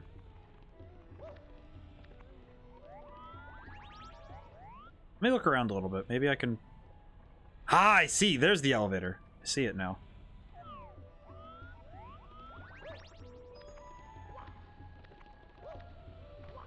Whoa. Okay, I did it. It's like, because I think rhythm games are one of those genres that evolved with different needs. Because I think Guitar Hero really changed how people visualize rhythm games now. Like, in a very not so subtle way, you know? Because now the note highway is now something that people really associate with it. And the people who don't have that mindset are the ones who played stuff like DDR, you know? Getting hit by a stray baseball is also failing a quick time event. That is also true. Be gone with you, small one. Let's see. The elevator is right there. Jumpies. I missed. Oh! Never mind, I didn't miss. I feel like real life quick time events are some of the funniest things ever, though. Oh, I see. Up I go. Ah! That one really got me. I was like, oh, I wonder what's up here. Ah! Just get lit on fire. What the heck? Oh, it starts me right here. Oh, okay. Well, that's nice. That's very nice of the game to just put me back here. All right, cool. I didn't know it did that, so that's very nice. I appreciate the kindness. Ooh, there's the elevator. Or a elevator. Where does this one take me? Peculiar. Well, if baseball had a rhythm, maybe I'd be better at it. I would be much better at most sports if I was able to just turn it into a rhythm game. Actually, the only sport that wouldn't work would be soccer, because I already kind of am good at soccer. Slash football for the Europeans. I actually did play a fair bit of soccer when I was in school. Which might surprise some people, but I actually was a goalie for a while. I was pretty good at it. Ooh, I see, I see. Okay. Wah! Wah! Okay, we're good.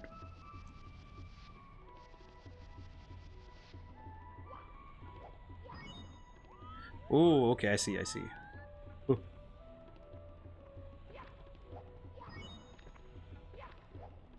I keep doing ground pound so I land on the platform and just stay there. I also played baseball a little bit as a kid, but I was not very into baseball. Most of that was because they were very competitive, and I was there to play for fun. And I have learned that there's a whole subreddit dedicated to this joke. It's r/IRL. The whole joke is that everyone there refers to IRL stuff as game mechanics, like going to the gym to increase their strength build. I like that a lot, actually. I like that. That's actually kind of fun. Let's see. All right, we need to get some... What did I do with this? Hop on the shiny shell. I don't know why the shell isn't working. It's weird. Kind of worrying. Kind of worrying because I need the shell to get all 100 coins, from what I remember. So hopefully I can find another shell, maybe.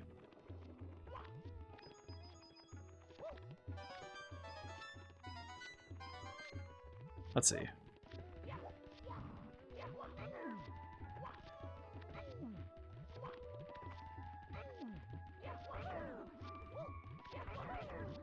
It's kind of funny that this is kind of where Mario got his whole punch thing from in Smash Brothers.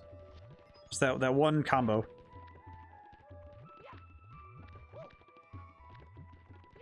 Ooh. I approve viewing IRL as a game. Thanks. It helps think of good strats. I think it helps also because I feel like a lot of people, it helps when you have the... You know what I did see recently as a game, as like using games as to help appreciate, specifically for helping when you need to, you know, reassess stuff, was that someone came up with the idea of like them mentally visualizing certain tasks as spell slots in real life, you know?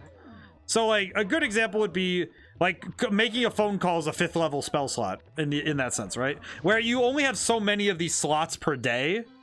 I know that they referred to it as spoon theory, which I don't recall the name of that name, but the idea was that you have a certain number of slots that you can use every day. And when you run out, it's like, oh, I can't do more, you know? All right, I am going to leave this level for now, because I'll be back. I think that means, yeah, Lethal Lava Land is done. Except for the 100 coins, which is weird. And Shifting Sands. Let's go do Shifting Sands. We'll go do some more of that. I like sands. But by understanding that you only have a capacity for doing certain things, I think that it does actually help us mentally, because when we realize that we only have so much, spoon theory, it's a visualization of your energy for the day. Ah, yes. Okay, that makes sense. No, now I've heard the term. I was not familiar with it, but I'm gonna need to hold on. I need to look that up later. Spoon theory. I like this. I like this theory. And they likened it, this other person likened it to your D&D spell slots, you know, where you only have so many slots a day and you have to recharge every day. So it's like, and yeah, by leveling up and, leveling up and training, you do have more slots, but it still is a finite thing. And by understanding that your energy levels are finite, I think that you're made more complete, you know, because you understand that you only have energy for certain things a day, but not everybody has the same energy levels for the same things. You know, like people who are extremely extroverted. Sorry, it's r/outside. That's still pretty good though. I need to go find that, because I do appreciate that. It's pretty funny.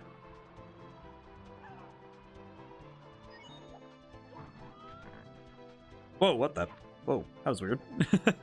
but by visualizing yourself and in this method, I do think that you come closer to being able to say, hey, you know, I don't have the energy for all of these things at the same time. Bird.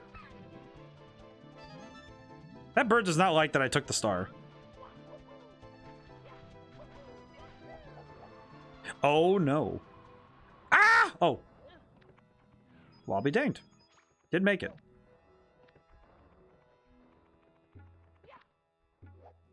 Is this the shell? No, it's a 1-up, but I will take it.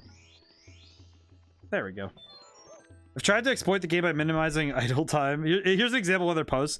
I've tried to exploit the game by minimizing idle time and getting as many missions, trying to get as many missions as done as possible to level up faster. Turns out it worked for a while, but made the experience of the gameplay almost unbearable. Enjoy the game, people. Enjoy the good graphics and the open world experience, even though sometimes it will look like you're not getting as much XP as currency as other players around you. This game is worth it. That is a very nice message. I like that. I like that, Drifter. I like that a lot. I appreciate that.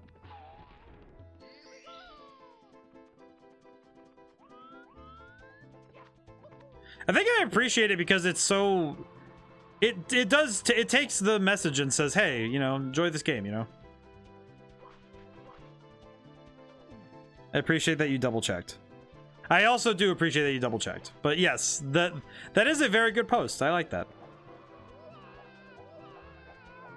Wah! Alright, we're good.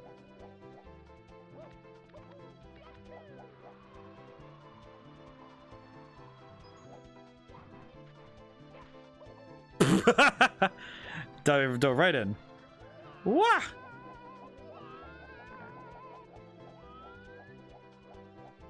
I made it.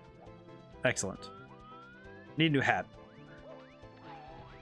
But yeah, I think that's a good message, though, is that, you know, because, you know, some people may have more than you in some places, but I think that, well, I think it's good to seek happiness where we can, you know?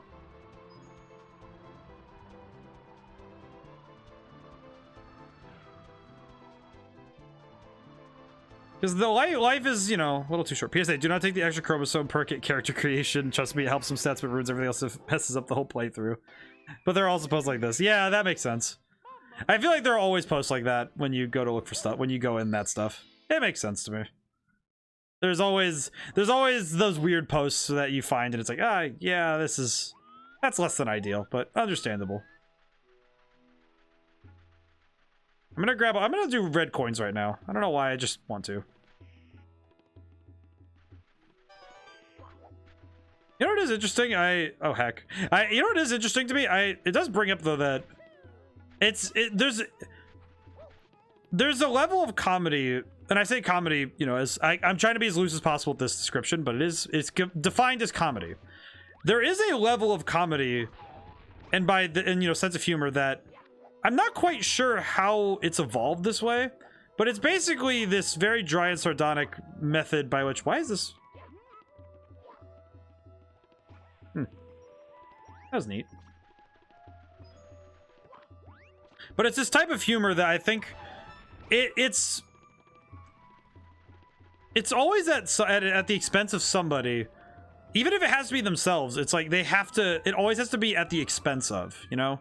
And I've never quite understood that sense of humor as like a... Ow.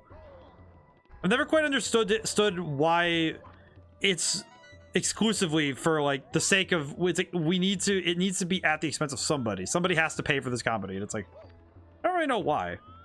Uh-oh. Owie. I'm gonna go get red coins. I need the box. But it is odd, though. I always think it's odd that... Because, to me, the best comedy and the best jokes... Even though you can have some one-liners and zingers that are like, oh yeah, you know, you get some with the one. Self-deprecating humor. Self-deprecating humor, it's funny because it's a subsect of it, right? Where... Because, you know, self-deprecating humor can still be, you know... It doesn't always have to be at... You know, it is always at the expense of somebody, and in that case, it's you, but... I guess what I mean is more just that why is there that sense of humor that it's like it cannot be made without it being at somebody's expense. Even if it's someone else or you, it just has to be somebody.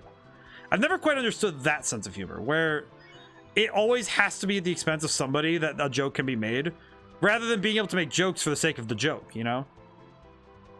Like being able to make a joke about, you know, just...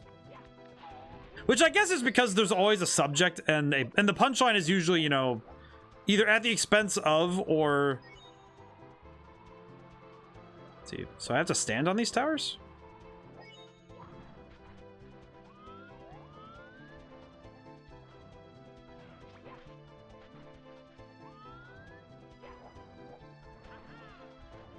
Can I? Am I allowed to? Ah!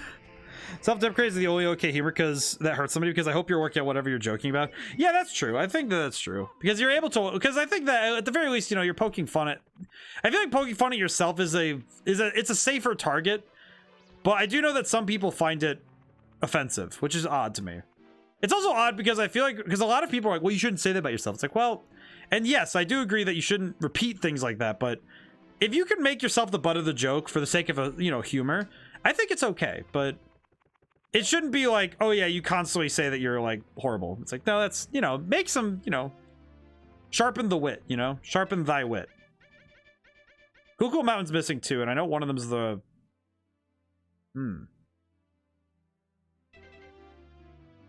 really scrounging for stars right now, I will say. You have the right to say whatever you want about yourself, technically. Yes, you do. And I do think that it can be good though, but to me it just feels like, well, you know, try to take care of yourself with your words, you know, because the words you repeat to yourself a lot are the ones that stick, you know. Wait, do I have the 100 coins here? I don't. Should probably do that. Whee! In we go. Alright, sorry, Pingu. Skipping by. I do not want to race you right now. I have other things to do. But thank you for the offer. I will be back to race you later.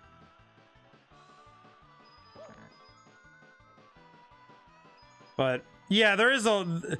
It's like you do have the right to say whatever you want about yourself, and I'm not going to take that away from anybody, because the right... To me, the freedom of speech is considered to me an absolute right. Where... No matter what, like, you may have something dumb to say, but it is your right to say it, you know? To me, that just makes sense. Is that no matter what you have to say, you have the right to say it. That's why I love Dave Chappelle. Many of his jokes are just him talking about his mind about specific topics, and they are meaningful and somehow still funny. Yeah, I've seen posts saying the best way to joke about yourself is saying positive things, like if Chip say I'm such a graceful swan or whatnot. Yeah, it's just like, you know, like having a good sense of humor to me, like that's, you know, can be self-deprecating, is that it's by giving yourself some credit, you know, reminding yourself that it's okay. Great example from me is like, you know, sometimes I'm like, you know, it's like if I say I'm klutzy, it's usually like, you know, it's like, oh, if it's like well, right, it's like today I'm a klutz, you know, like, oh, well, today I'm kind of just being a goof right now. I don't know what the deal is, but you know, and I give myself the benefit of, yeah, today I'm being klutzy, and that makes sense to me, you know, that yeah, the klutziness is today, but my gracefulness is unmatched otherwise, you know, just give myself a little bit of credit.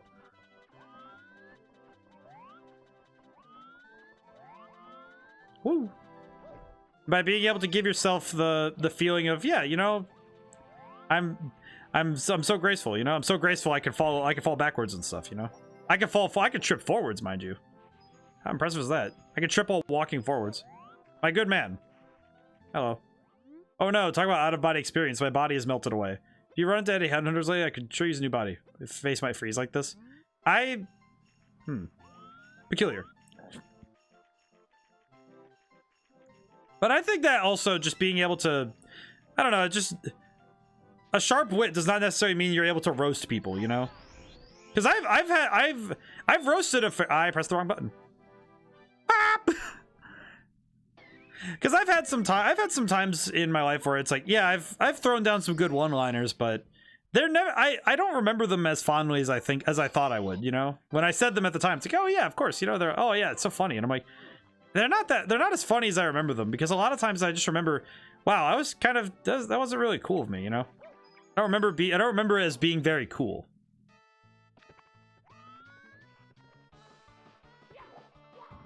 I'm gonna long jump past this man. Give me that blue coin. There we go. Yeah. Okay. Objective, get 100 coins as well as the red coins. Wow. Alright. But I think that there are many good ways to have a sense of humor that don't involve... I feel like it's the hardest thing though, right? That you're not just constantly throwing zingers at people and, you know, throwing words back at people at their expense, you know? It's very hard to do that because it's the same, you know, because I think the world became much more cynical. I could actually point to a specific historical event that takes it to that shows me where we started becoming very cynical as a society. And I'd like to say it's about the 60s, Vietnam, as I would put it. That's where I'd about put in time where we started being a little bit more cynical. And I think it's because we had this lack of trust, mostly in institutions, but it is like a widespread thing that was just, because we had things like the Dahmer stories. We had, like a lot, we started getting our own, identity with, this darkness. And, just something that we had to come to terms with, but it's not something that's easy to come to terms with when you're, you know, a burgeoning, you know, and you're a world power like this. It's definitely not easy when it's, you know, people who used to be very, you know, open and trusting.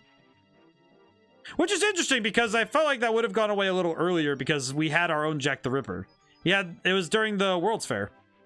Which by the way, I learned this from Defunct Land, so there's I have plugged 2 other channels and I feel like at this point I just need to be like, hey, I talk about your stuff all the time. Can I like, can I say hi? I would just love to say hi to some of these people because I love them. I love their stuff. I think that you can tell when a creator is really invested in their stuff when they're very excited to talk about it and to do it. Because a lot of times it's, you know, I feel like there are some people who do their job because it's their job, but I feel like there are a lot of creators who are genuinely excited to bring their stuff to people. And I really like celebrating them because, man, oh no, no, no, no, no, no, no, no, no, no, no, no, no, I'm at 84 coins. Game, please. Game. Ah, that's okay. It was comedic. It was fun. I appreciate my ability to call when I'm about to make a horrendous mistake. I've had a lot of those where I make a really funny mistake and then immediately eat it, and I appreciate it. I appreciate my ability to do it. Game, no. It's like the game will solve it for me, right? Another blue coin. Give. Thank you. Wow. I appreciate that my ability to like take the footage from the clock tower, right? From the clock level. Take that, put it right next to this. Realize that I bounce so wildly between being extremely good at video games and being barely capable of figuring out what an A button is. You have truly become a gamer when you are capable of bouncing between these 2 extremes. Like, real. Oh. How did I get right back to 80 again? Wait a minute. Did I? I'll take it. B. Just game, please. I appreciate my ability to bounce rapidly between my skill levels. Like, I swear, there are some times where it's like, I play a video game and it's, oh, I like the clock tower. I was being able to do like crazy complex jumps and all these crazy maneuvers. And then I get to this and it's like, hey, do you guys know what the B button is? I need backseating. Can someone tell me where the B button is? That would definitely be the case if I was a game journalist, but I'm thankfully a little bit better than that. I guess given the general stratum of game skill, I'm actually pretty up there, but that's mostly because I don't talk about my skill. But when I talk about my skill, it exponentially dips, you know? As it should. That is the graph, after all. Let's see. So we have 5 of the red coins. I'm remembering distinctly that the 8th coin is the one that I keep not knowing where it is. And I am not sure where to look for it. What? Okay, we're good. I will take this 1-up, though, because we're going to need them. No. Game. I just watched it. You know, I'm good. I'm okay. I actually really miss when they used it when games used to do snow with like a sprite-based animation rather than doing this like that volumetric stuff. I know that it looks better for the volume, like to do volumetric stuff for snow in games now, but ow, I need to stop doing this. Game. Me. Stop. Remember that you only get 1 chance. Okay, we're good. 1 shot, 1 opportunity. Do not miss your shot. Black. Me up. Ah! Thank you. Thank you for the kick in the pants. I did need it. 93. 94. Where are the last red coins? Wait a minute, what? Where is this last red coin? Where am I?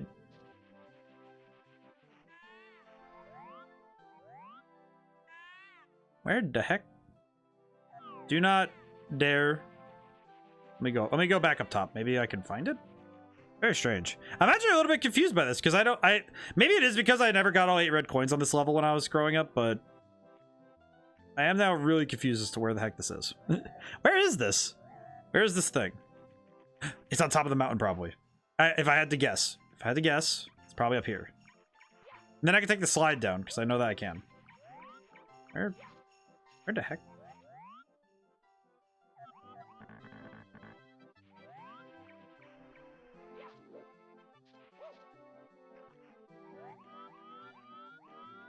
It's over here? Wow! I also really like when games they use a sprite for an object in space rather than using an actual full model. Like these trees are just sprites, but they have collision at the middle that makes it a pole. And I actually really like that. I guess it's just a stylistic thing that I prefer, but I really like that kind of stuff. Oh wait, no. Do not slide. Stop sliding. Stop sliding. Mario, there's coins. Thank you. Yes, I did it. All right, 100 coins. I did it.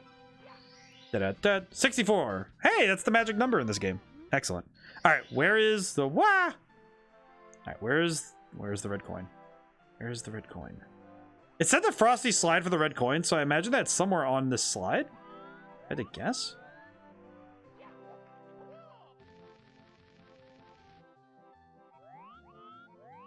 Majestic and graceful. As Miyamoto intended. Ah! Okay. Maybe I should just run back up and see if I can't find it. This has the same feeling as running up a hill after you sled and just facing the futility of having to get hit by sleds. Wow. Okay. What am I guess the problem is that I don't quite know where to look after this point. Because at this point I actually don't know where the last red coin could be. 1, 2, 3, 4, 5, 6. Yeah, I have 7.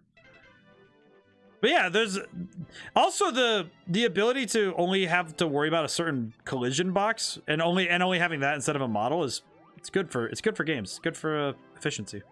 All right, I need to find this dang last coin.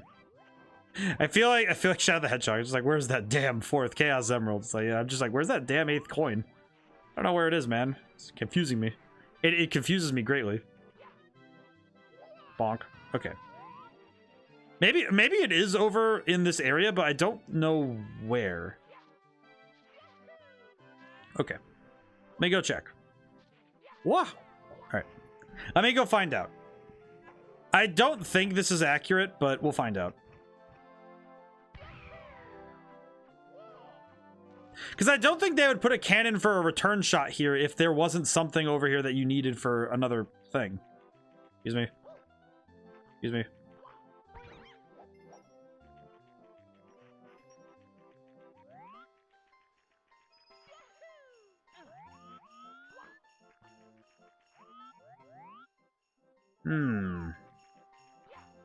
So bizarre.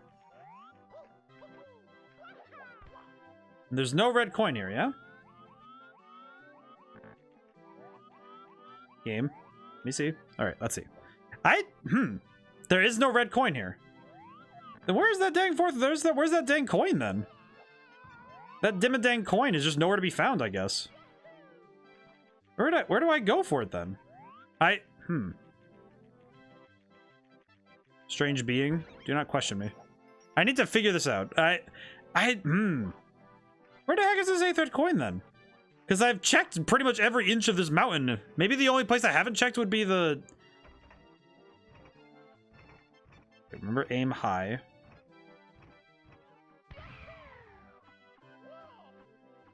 Alright. Alright, let me go back up top, maybe? I can't think of anywhere else this would be. Because the 8th red coin has to be somewhere that's, you know, doable, so... Wow. Alright. I've been dematerialized. Let's see. Where the heck is this last coin? Maybe. Let's see. Where is this 8th coin? I cannot wrap my head around where it could be. Let's see. Well, it says Frosty Slide, right? So my guess is that it has to be along this sliding thing. So maybe... Trying to keep a... Wait, there it is. Wait. Is that it? See that? What is that? Saw that. Where is it? Let me go down. What? Wait. Game. Jump. What is this? The red coin. Yes, I found it. Okay. Now how do I get to you? That is helpful. Oh, just on the other side of the ice. Oh, well. I was just like, how do I get to you? Oh, wait. Oh, Okay, now where did it end up? Where is it? Okay, it is over there. Okay, I see. Okay.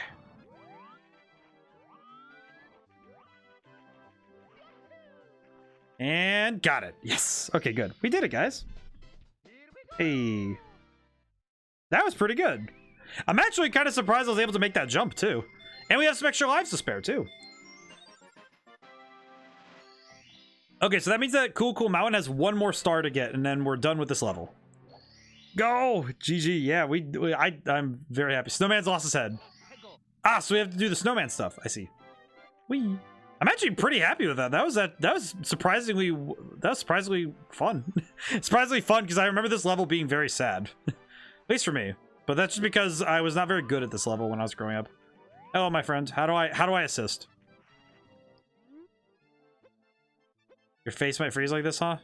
Can I just wait, so how does this one work again? I remember this level was one of those ones that I was very confused by. I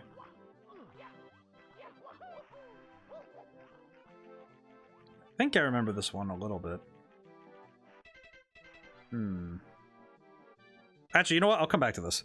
I will come back to that one. But that's because I think that level is going to be a bit longer than I would expect. Okay. I could go back to the mine level. Or what is it called again? Hazy Maze Cave and Shifting Sand, Dire Ducks. Yeah, I only have 1 star. I have 2 stars in Hazy Maze, so let's go back there. I think going back there would be fun. Also because it's a different level. It'd be fun. Go there. Whee. Wait a minute. There's the Bowser one. There's the Bowser level. Hang on. This level I think I only have 1 star in. There we go. Let's go see about this one, because this is one I forget. Yeah, Dire Docks is one that I keep forgetting exists. Woo. Chest in the Current, which I think... Yes, legitimate question. Can I just... Is there any land here? No. Okay. Had the thought about getting the metal chest and just making this quick, but... Let's go down. As I recall, I think I can just...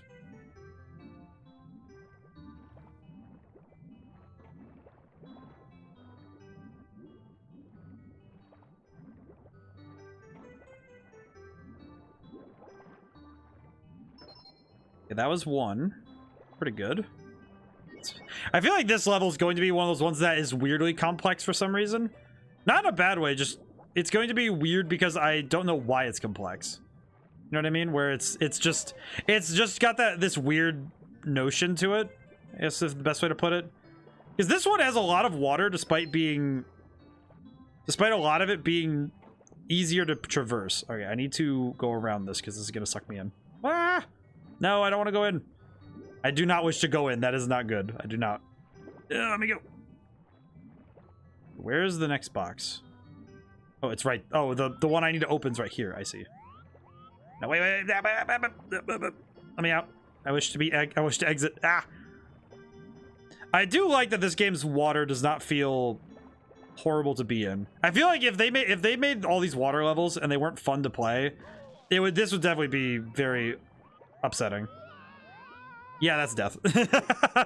I feel like it's good that I double check, but yeah, that's death. That is instant death. Whee. All right, let's try that again. Let me try that one more time.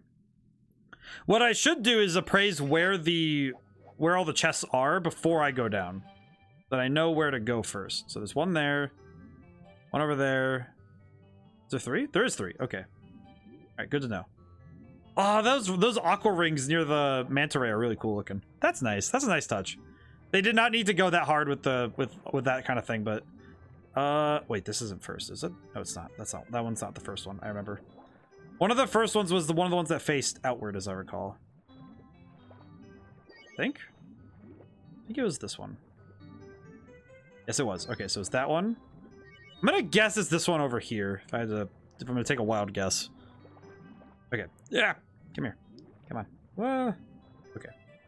Trouble with swimming here is that the current constantly is pulling you in, so it's really scary. I I feel like getting pulled in by a rip current is one of those things that it's a subconscious fear of mine, and I've had it for a very long time, and it's very scary to be near water that is very strong, with a very strong current. That is a very scary thing to be near. Especially if you're an inexperienced swimmer, or you're somebody who's not very comfortable with water. I feel like those are things that are very scary to be around, and with good cause, because, you know, they're legitimately scary, you know? No. Ah. Because you lose, it's about the loss of control, you know? Which I think the loss of control for some people can be very, very scary. Wah! Come on. Okay, I need to swim up and grab coins. Alright, there we go. I think this level won't be too bad. I just need to grab these chests. Okay. Now that I have a front view of this might be better. There we go. Oh no! The star's over there, but I'm being pulled in. Ah! Ah! No, escape. Okay, we're good. Whew, okay. I did it. Oh, I need to stretch my shoulders after that. That one was like stressing me out a little. That one stressed me out a little bit. That level was stressful because I feel like when you can only move at a set speed and you can't, you know, there's no way to just get going faster. I feel like it just makes things more scary. Water can be scary. It can be scary. Hole jumping for red coins. Oh, good timing for us to get the 100 coins done. Yeah, I get scared really easily when it's underwater stuff in video games, because you can very easily get sucked away in the water. It is not fun. Like, it's cool. It looks really cool though, but it is very scary. All right, let's do 100 coins this time because of the reasons why. Have a dare drink. Ooh, thank you. What are you scared about?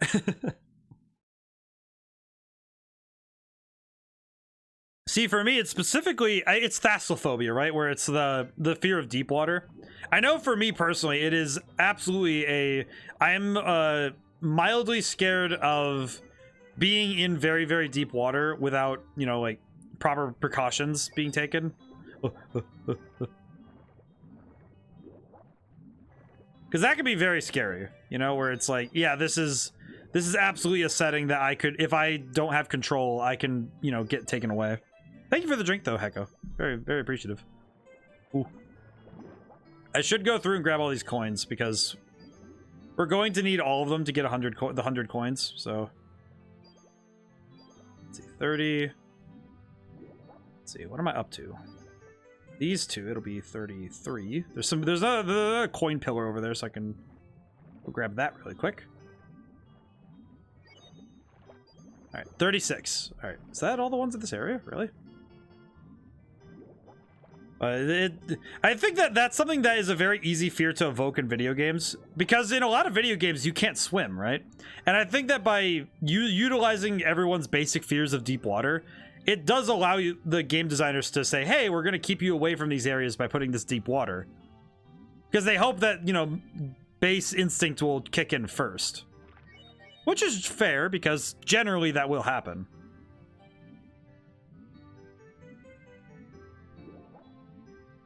I will say, I do want to try and take the challenge of trying to... I just don't like being in the ocean. Last time I went to the ocean, I was snorkeling in Thailand, cut my foot until I sharpened the sand, and the salt water didn't help the experience. Ow! That just sounds painful. My goodness, man. Ow. That would absolutely tick me away from the experience, you know? You're just like, oh, I'm snorkeling, this is fun, and then just... Ow. Okay, I'm not gonna... I'm just gonna swim up. We're just gonna get out of here. Well, I remember being a kid and even being told, like, hey, be careful of the, you know, like the riptide and stuff, and being, you know, like currents and stuff, because if the current's too strong, you just end up getting sucked away into the ocean. You just, you know, just drown. And I'm like, ugh. As a kid, that's a very effective way of getting me to be like, yeah, no, I'm gonna be careful. That's scary, man. Ah!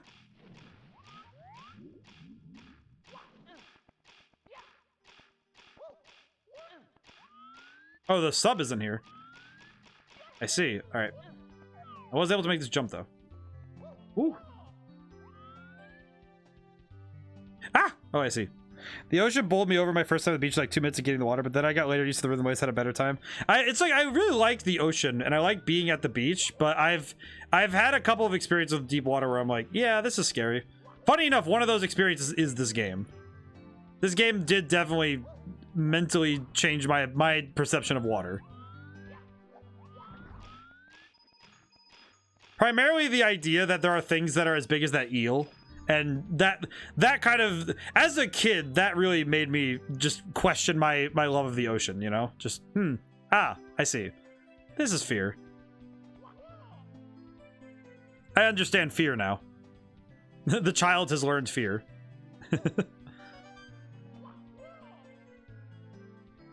It's pretty. Ever played Subnautica? I have not, but I feel like I should, because I am afraid of deep water, and that would probably be a fun way for me to deal with it. I really should play it, though. It is a game I have missed for some reason. I don't know exactly why either. I do think it's because whenever I see streamers playing it, I sometimes just kind of like, oh yeah, it looks fun, but I don't know if I'd really be like down for playing it, you know? Sonic drowning music. Oh yeah, the Sonic drowning music. I think we've talked about that before too, where it's just, yeah, the drowning music could just, ugh. That could really mess with your brain a little bit. Okay, there's a lot of coins over there too. I just did the math. Where the heck are the other coins? Because I just realized, how are you supposed to get all these red coins? That's serious. Use that as your morning alarm, I dare you. Use the Sonic drowning music as your alarm. That would wake you out of sleep paralysis. That'd wake you out of everything.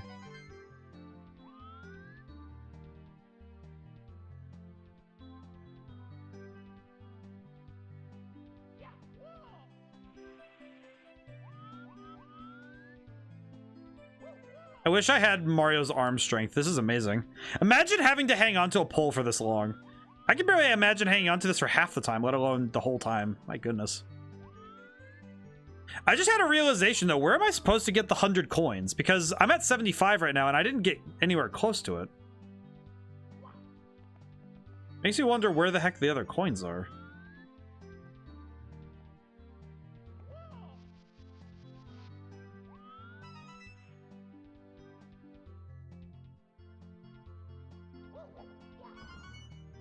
Where does that...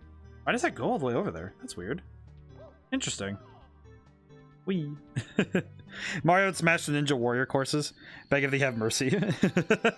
About the Mario music, yeah. I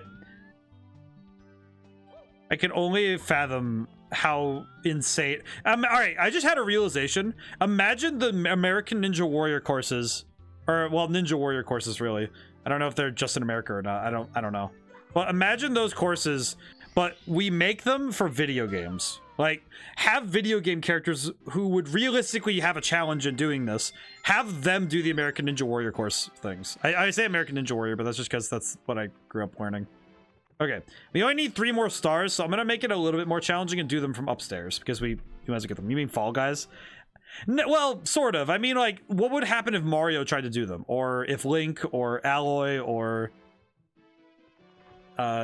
Gex. I really had to think about that. Fall Guys that is true though. Fall Guys is technically just that's more like Wipeout though. If I had to put a name on it, that's more like Wipeout because I feel like the Fall Guys definitely do not always get to make it. Alrighty. Secrets in the Shout. Wait, what? I didn't actually get the thing here. What? I see. I really like the music in this level. This level's music is really cool. I know people don't like this level, but I do appreciate it. Because there are a lot of people who really... There are certain levels they just do not like in this game, which I feel like is a disservice, because I feel like every level so far has been really cool. Even if some of them are hard, it's like, they're fun. Whee!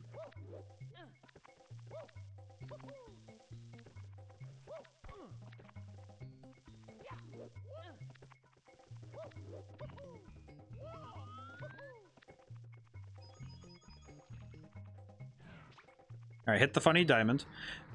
I guess earlier when we were on this level, we actually did talk about. Interestingly, we talked about collision with video games, and we were talking about how that works. It's funny because I feel like in a lot of games with more complex models, I feel like people would be surprised to hear what the collision looks like, you know? Where they find out, oh yeah, the collision for this particular character was just a box or whatever, you know? Or, oh yeah, we just made it with like a sphere, you know? And because some characters, you don't need to have these, you know, wildly complex models.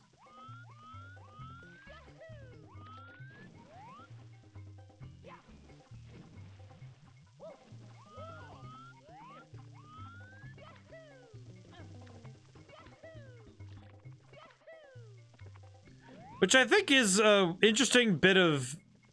It's an interesting bit in games where the collision of a character can be very weird to look at. I also think that it's one of the harder things to get to feel right. Because collision is hard. It's not something that you just do. You don't just throw together collision and just hope that it works. Hello, please stop. Oh, please no. Cool. Okay.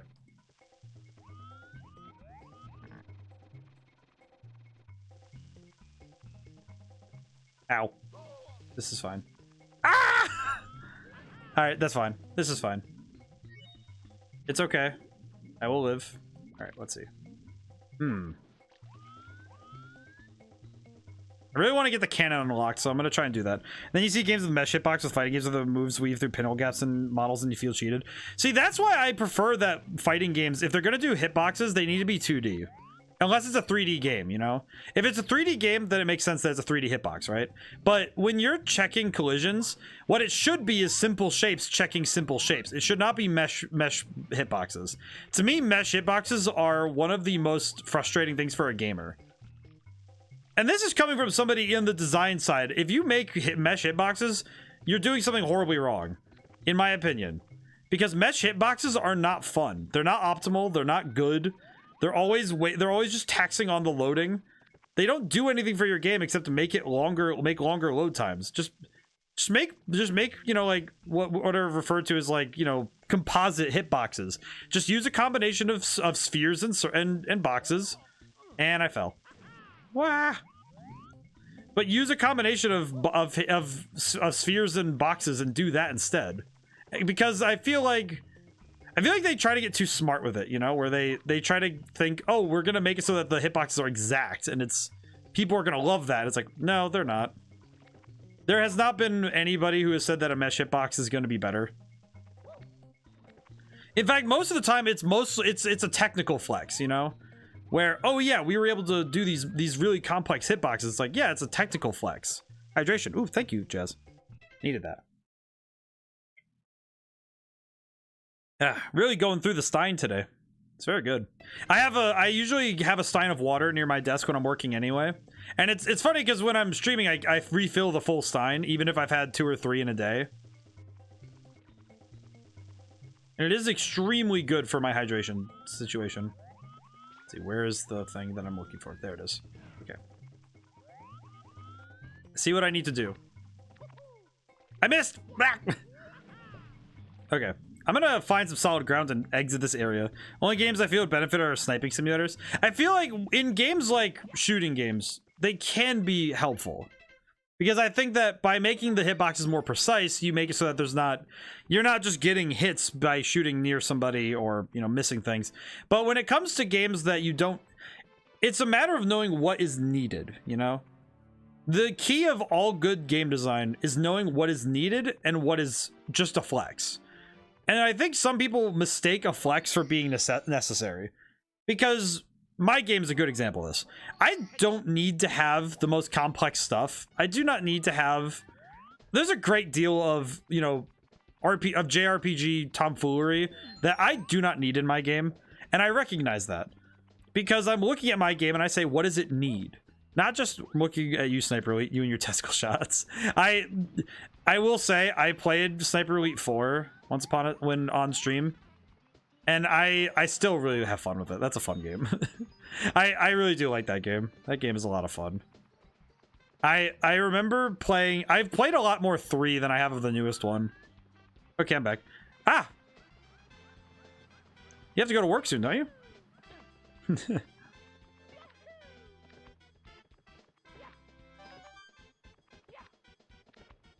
Ah, let's see. Oh, jeez. Okay, there we go. Did it. Got the 4 coins. Okay, so 4 of the red coins are here. Oh, I remember where the other 4 are. They're in the upper part of the mountain. I remember. They're right here. Oh, no, they're right here. That's right. That's right. Oh, whoops. No, 4 a.m. I'll leave you 2 hours. Tomorrow I face Melania. Ooh, Melania. Blade. You know, I've heard she's the Blade of Mikola. I remember first having to fight Melania, and I think the other thing about the Souls games, particularly Dark Souls 3 and Elden Ring, I think the problem I have is that I always associate them mentally with playing them with friends. So I usually play with friends. So I definitely think that my perception of the Souls likes is different because of how I play them. Let's see. Whee. I could go for 100 coins while I'm here.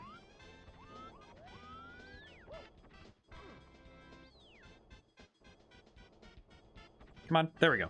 Ooh. Pretty good though, Devil Flurry. Ooh. Let's see. Go. I need to get a running start, I think. There we go. Wow. There we go. Hey, all right, we have the. All right, so now we've unlocked we've unlocked the method. All right, excellent. All right. Now I need to figure out where to get 100 coins. So I don't want to be risky and I don't want to be super risky and risk the star. Melania tips Fedora. Melania. All right, that one that one got me. Hello. All right, be gone with you, foolish ones. I will trouble thee no longer. Yeet.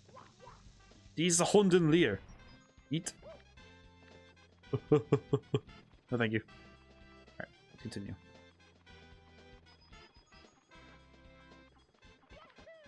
Monkey. There. You do not touch me, monkey.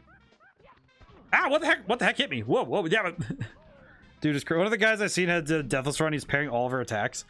I would be very interested to see the Deathless run of the game. Actually, wait, no, I did see one. There was another streamer I watched who did a Deathless run, and that stuff is wild looking. It's just crazy. You sit there watching them just have to either parry or use other methods, and it's wild to watch somebody do a Deathless run of that. Whee. Now, do I feel like testing fate any longer? I feel like I'm really tempting fate here with being so reckless with the star. Some part of me is some little piece of my brain is saying, stop risking this so much. You need to go get that star. And I'm like, but the 100 coins is worth it. And I should go get the 100 coins if I can help it. Yeah, I'm gonna go get the 100 coins. I'm just gonna go be good. I'm gonna gamble a little. At least the 8 red coins at this level weren't. Uh-oh. Oh, that's not too bad. Okay. Okay, excuse me. Thank you. Monkey. Heckin' monkey. Ah! Okay, we're good. I was really scared for a moment there because I didn't like that I was moving out of my control, but we're good. Okay, we're good. There we go. Hey. All right, hopefully the reason told me they nerfed an Ashes of War to make the fight easier. That made the fight easier. Well, not exactly. I feel like with those, with the Ashes of War, there's a couple that would make that fight easier, but to me, the thing that makes it easier is just having ranged options. I think that's the thing that makes the fight much easier, is having the ability to approach her at range. And any good ranged option is far more powerful than anything else. Ow. Oh no, this is risky. Excuse me. Excuse me. I couldn't grab the coin. It's fine. Where on earth am I going to get 100 coins, though? Monkey. I just stared at that monkey for just I just thought about it. Just monkey. Okay. Yeah, but the bloodhound step. Oh, they nerfed it. Oh, thank goodness. Do you have any idea how annoying it is to run into that thing? That particular Ash of War though, for any other mode besides the like fighting single player, if you're dealing with any invaders, because if you play with friends, it's just part of the game, and that particular Ash of War. Not sure if you heard about the insane run the streamer did. Hitless run of Sekiro, Bloodborne, Demon Souls, and the Dark Souls trilogy back to back. Streamers it was the Happy Hob. That is insane. I need to watch that. That sounds crazy. I can't even begin to fathom how much practice went into that. Like how many days of their life was spent doing that.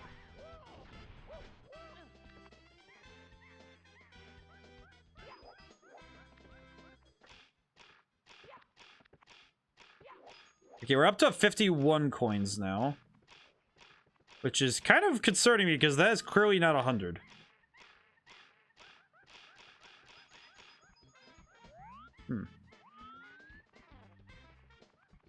Wait, did I not get that? Monkey. Okay, I'm just gonna go get the 8 red coins. Okay, we're good. We're good. We're good. We're fine. You're fine here. Hello. Hello. Yeah, I'm not dealing with you. Let's see, how do I get down? How do I get down from here? Worm? Alright, let's see. Alright, see a path down. There we go. Worked out. There are types of invaders that keep spamming moves, and I hate that. It's specifically that I always play the Souls games with my friends, and getting invaded in Elden Ring because of it is kind of sad. I feel like that's part of my frustrations, but guy that I know, I've been following him for 5 years now, and I've seen him do some crazy stuff with Souls games. It's pretty cool, though. It is really cool to see what people are capable of in these games. Oh, I deserve it. I was riding that line for so long. I should not have been testing it that much. Ah. I could go get one of the other stars while I'm up there. But, ugh. That was definitely me. I was riding Fate for too long on that one.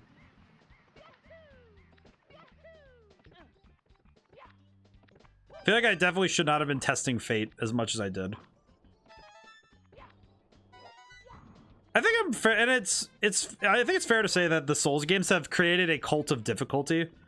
And while I appreciate that they really are, you know, enthusiastic about the games, I do find that when they tell people that they should be making the games easier, though, I don't know. That's one where I go like, my run now is Dex, but after this I'll go Faith. Ready, Arco. Look at Arco. It took him 2 years to complete the hitless run. Wow. 2 years of practice, though. That's insane. 2 years of your life spent practicing for one good run. I actually, it's interesting because when I played Elden Ring, well, in all the Souls games, what I do is I do the deprived starting, like, I don't know if it's a class, but it is the starting class, basically. I do deprived, and then from there, I level up every stat to 20. Yeah, boy, I had to remember all the moves. Yeah, he had to remember everything. It's insane. But, when I play Souls games, I do the deprived, and I start with the club and, you know, like the naked club dude. And what I do is that I level all of my stats to 20, and based on what equipment I get first, I build around that. In Elden Ring, that was what I did because I didn't know the game well enough. Now that I know the game, I feel like I'm going to be building around what I like, which is a very weird build. I think my build in Elden Ring would probably make some people very confused.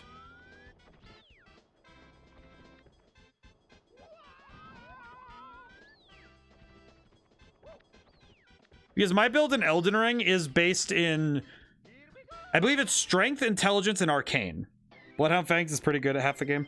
Yeah, well, that's the thing. I chose Arcane because Scarlet Rot kills everything, and using the Dragon Incantations is just easy. Hello. Yes, thank you. I do remember that. Okay, I will look around a little bit. Especially it's Ashes of War. Yeah, the Regalia of Eochat is my favorite weapon because it scales with Arcane. and it does good magic damage in the deep freeze. All right, what am I doing here?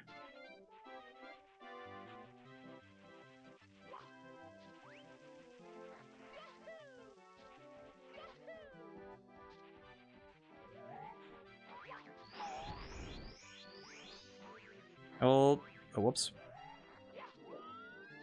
The 1-up! No, give. I wish the 1-up. How did I miss it? Ah! Oh, it's gone now. Ow. Excuse me. Ugh. Rivers of Blood is one of the swords I'm running. Rivers of Blood is a weapon I refuse to touch. It is just too broken. It's too powerful. It is very... Bloodross is pretty broken too. Yeah, well, that's the thing. Rivers of Blood is one of those weapons that, because of PvP, it just soiled it for me. I just can't think of using it ever again. Oh, I landed in the water. Okay. No.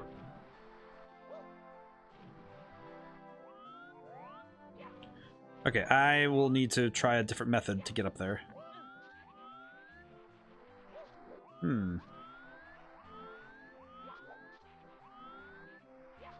I keep trying to land on this one, and I keep missing. I need to just try something else.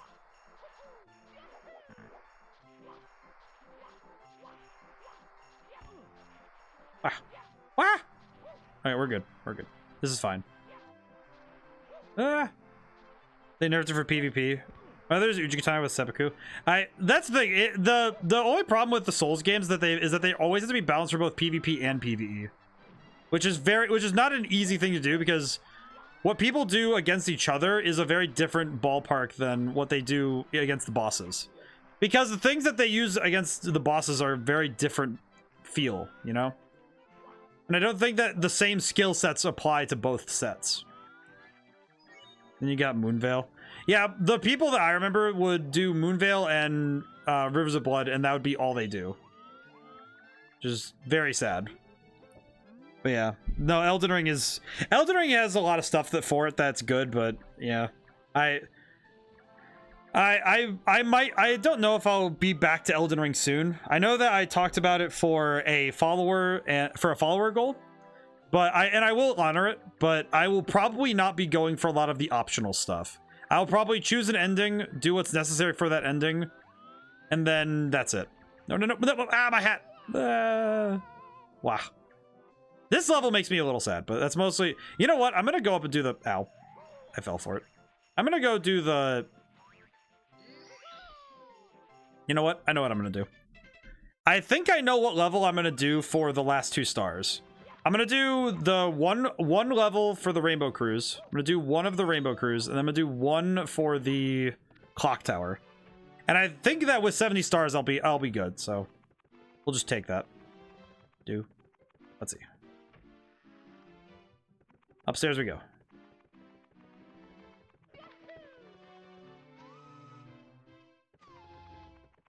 Shwa. Okay, up we go. It is 3 p.m. Or 3 a.m. I don't know.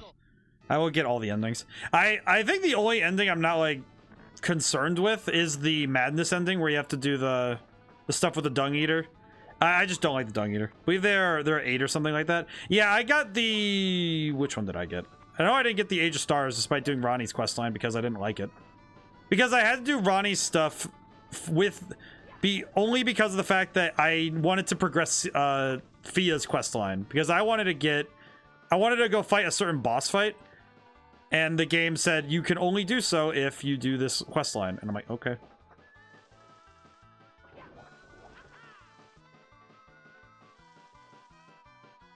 And I understand that some things only move with certain quest lines in games, but I feel like by locking a large chunk of the game behind a certain quest line, that could be really a hard sell for me. Because there are a couple of bosses I just couldn't even touch because of that.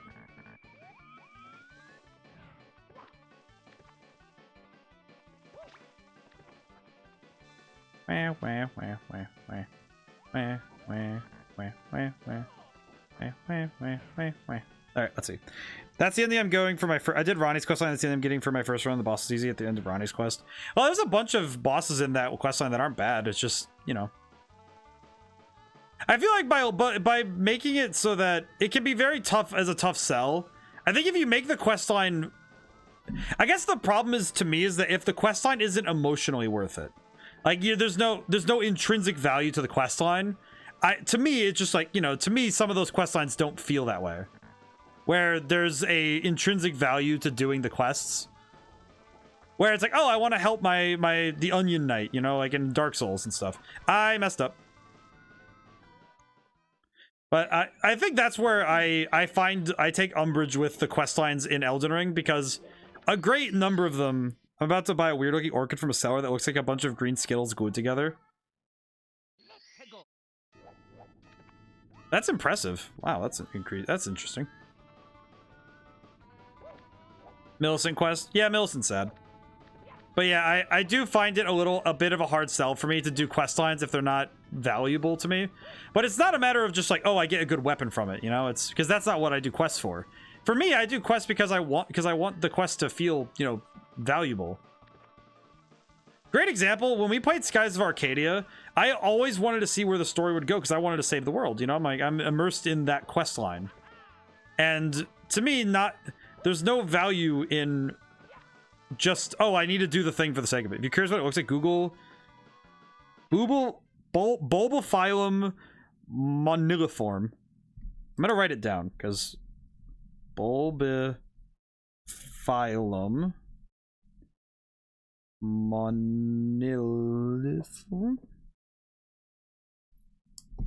And yes, Alfonso was also part of that. Let's see.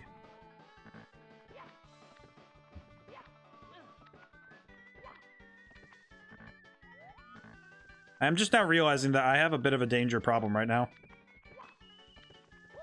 I have a bit of a dangerous issue because the thing is right there. Can I just drop down to it? Ah!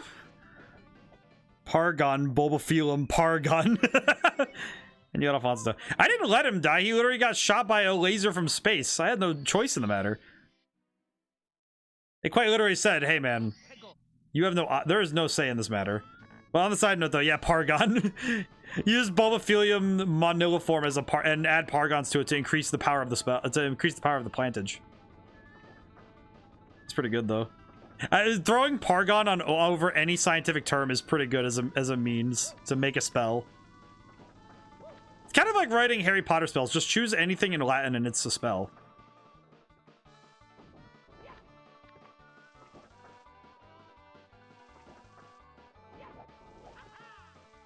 Oh, whoops. I did it. Ooh. These are beans, not...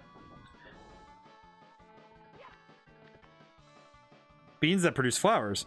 Ah, I see. So they're a flowering type of... they're a flowering breed of bean. I see. Very impressive. Oh, please no. Please no. Ooh. That's interesting. I like that. That's very cool. I'm gonna need to look at an image soon because I'm very curious now. Okay. Now we play the waiting game because now we just gotta wait until we're pointing at it. Flora beans. I like that though. That's interesting. I'm gonna have to look at this plant when I have the moment. I will need it when I have a moment. I will take a look because now I'm curious. I was not actual beans. They have pseudo bulbs that look like little green Skittles. Ah, okay. No, that makes sense. Okay.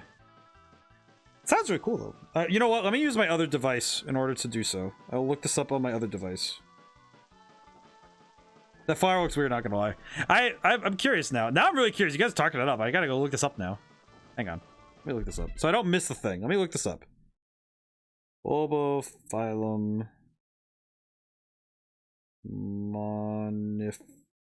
moniliform. Here it is. Let me see the images. Allow me to inspect. Oh, whoa, that looks cool. Oh, that does look like green Skittles. The heck? That's actually really cool. I like that. That's cool. They don't grow leaves, but the bulbs themselves contain chlorophyll. Ah, I see. Interesting. All right, that's cool. That's really cool. Oh, hi. Hello. Oh, thank goodness I didn't just bonk. Okay, there we go. Oh, that was close. That was very close. Okay. that was very close. They look fancy. They look very cool. I like that. That's really cool. Also, nice. All right, we got to go up to where the heck is? Which one of these holes is the Rainbow Cruise again? I think it's that one. I think it's this one. I think this one's Rainbow Cruise again, but I forget. You Rainbow Cruise? Yes, you are. Okay, good. Ooh. All right, so we have to get all the way up to the Rainbow Cruise. Ba, ba, ba, ba, ba, ba. That is very fancy, though. Thanks for sharing. Thanks for sharing, Drifter. That's really cool. Oh, jump! Jump, Mario, you fool! All right, well, I'm just gonna I'm gonna just head back really quick. I know I have to. There we go. Ooh. In my town, there used to be a lot of aggressifiers, we call them, but I haven't seen them for 10 years. Interesting. I know that where I live, the invasive species are... There's a type of aphid, like a ladybug, that looks like a ladybug, but it's not a ladybug. And there's also the... they're called Chinese beetles, but they're not the... It's another beetle variant. And but in the plant department, there's these particular type of weed. It's very, like, yeah, just very aggressively in the spaces that they're not supposed to be. No! Ah, Lakitu almost messed me up. Ah. Oh, that was close. Okay. That was scary. Alright, here we go. Wah, wah, wah. You know the word orchid is derived from the Greek word orchis, which is the word for testicle. It's a reference to the fact that some orchids can have pseudobulbs. That makes a lot of sense, actually. I will say, that does also make me, a little sad for a character I wrote once, because his name was Orchid. Now thinking about it, kind of sucks. kind of awkward. Kind of awkward now that I think about it, but it's kind of funny. it's really funny now. Okay.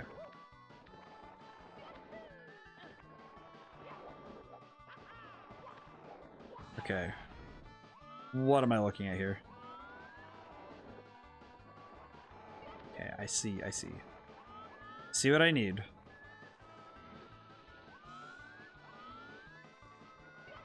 I require this carpet.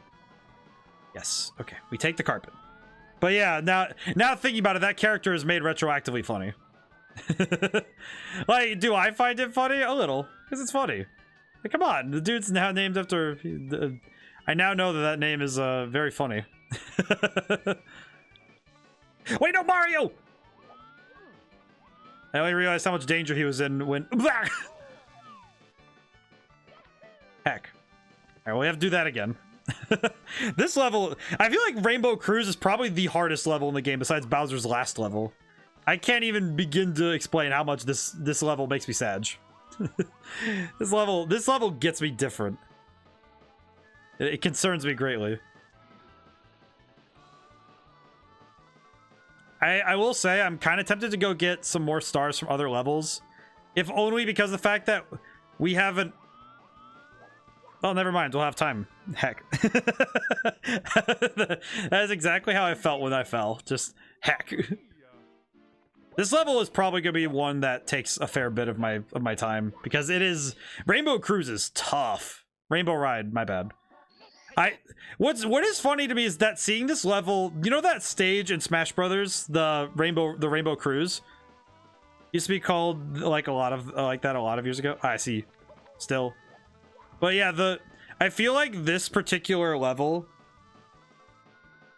a lot of years ago, interesting, but still it's interesting, but yeah, I feel like the Rainbow Cruise is one of those levels that I only ever saw it in Smash Brothers for the longest time, and now seeing it in person like this, I now realize like that how much of a trauma spiral that must have put some people in when they saw this level represented in Smash Brothers. Like, oh yeah, this is a level that some people just never got to see because they were kids. Now Orchid refers to Salep? Salep? I do not understand. Ooh. What is Salep? I do not understand. Brain needs to understand. I do like Orchid, though. Orchids are a cool plant.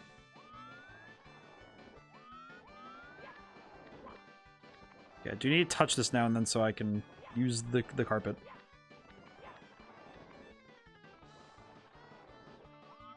Hi, Lakitu. How are you doing? Can you please don't? My good man. I wish that you would do the don't. Salep? Yeah, that's why I'm like, I'm trying to figure out what that means. My brain does not understand. I do not comprehend. Salep, also as Salep or Salab, is a flora modo from the tubers from the orchid genus Orchis. Oh. Interesting. Oh, is a flower. Okay, yeah, that makes sense. Okay. I keep getting so enraptured by our conversations. Didn't know you guys haven't tasted salad. No, we haven't actually. That might be a thing that's specific to. No, I didn't know that. That's actually very interesting. That's very cool. I did not know such a thing exists. You drink or eat that. Ah, I see. I did not. I was unaware. No, we don't have that here. At least not widespread. I imagine that there are places that sell it, but I've never seen such things. That's interesting. That's really cool. Thank you for sharing. That's really cool. I didn't know that. I was unaware of such things. You know, I'm grateful that this slide music never gets grading. The only thing I know that comes edible for orchids are vanilla.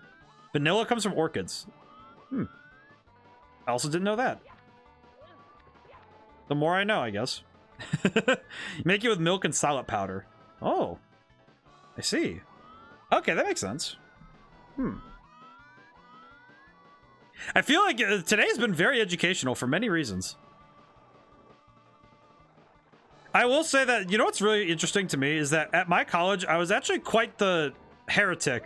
I say heretic because I was the one who was always telling people you need to learn more things and you need to grow to a greater understanding of the world around you. And to me, all knowledge is useful knowledge. And I was very much a oddity in my major because I was constantly telling people that they needed to learn more things. And I ruffled a lot of feathers by telling people, yeah, so you need to learn more about this topic then. Okay, let me back on the... Uh-oh. Oh, yeah, I lost my ride. Uh-oh. Okay, I need to go back down.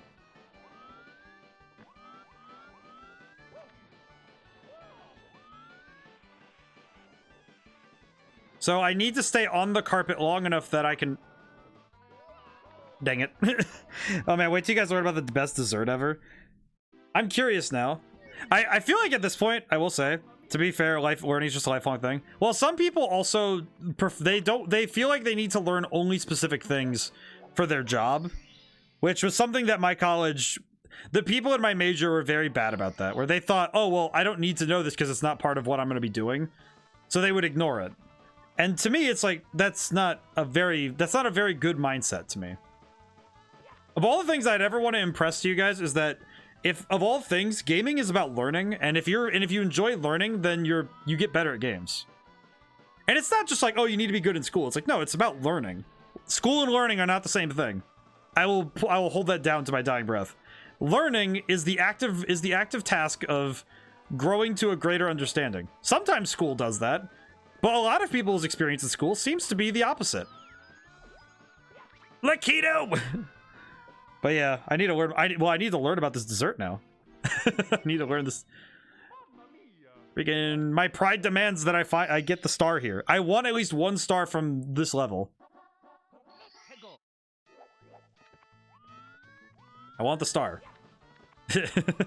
I feel like with this level, I should try going to the other side next because I think that the other side might be a little easier. We'll find out. It's called trileche. Oh, it's sort of like tres leches. Albanian dessert. Is it similar to tres leches? Because I know that there's something in it's tres leches is a Spanish one.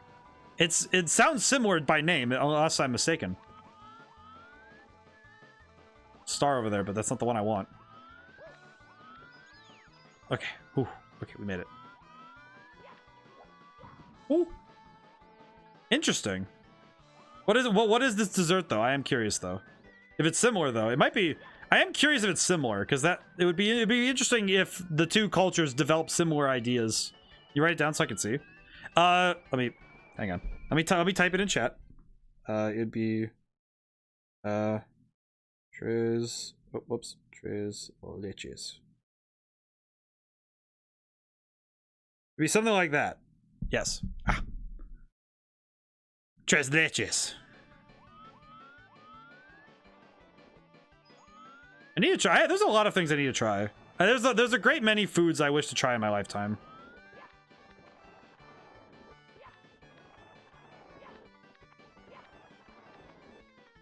Okay, there we go. Whew.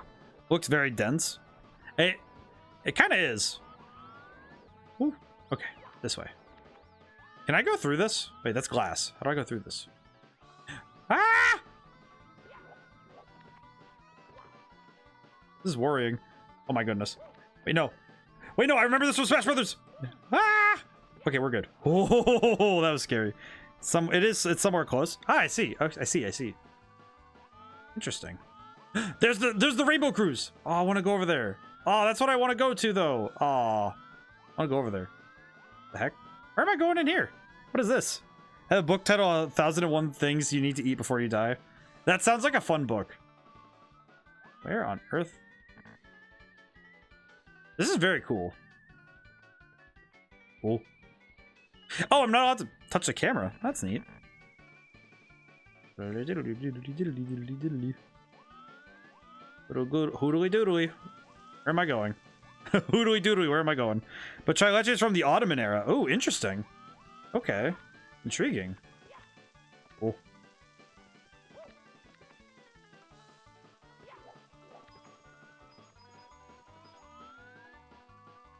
Oh, that was close. Oh, okay. Anything from Singapore? Ooh. Interesting. I'll have to look this up more because I'm more curious. I have so many things written down, by the way, on my list for today. Trileche. I don't know how to pronounce that. I'll have to look it up.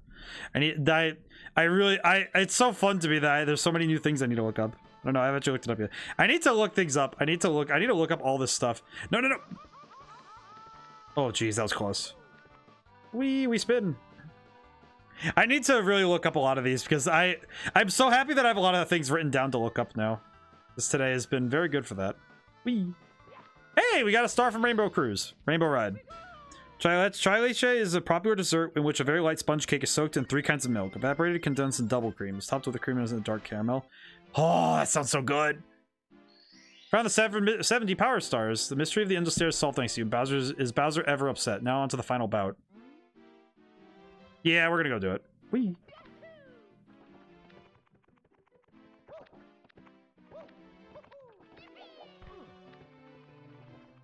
Oh, that sounds really good though. That's very cool. Hey, Bowser. Nerd. I'm gonna backflip in. See you later. Oh, wow.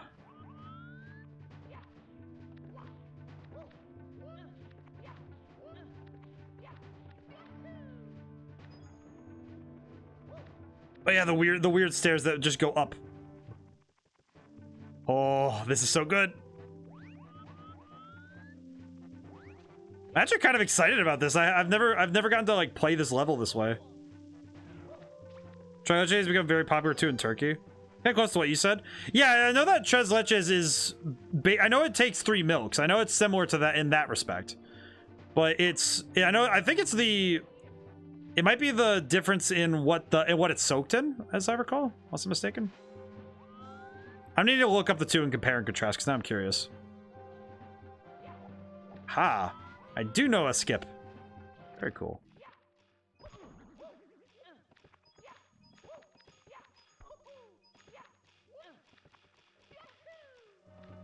Oh my goodness. I'm kind of nervous because. Wah!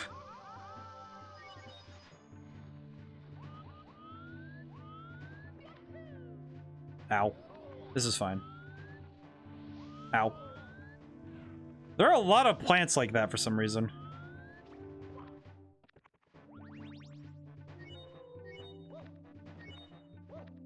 Oh man, the red coins on this level must be insane to do. It's interesting how many different, how the foods have all evolved in different ways. I messed up, didn't I? I did. Let's see.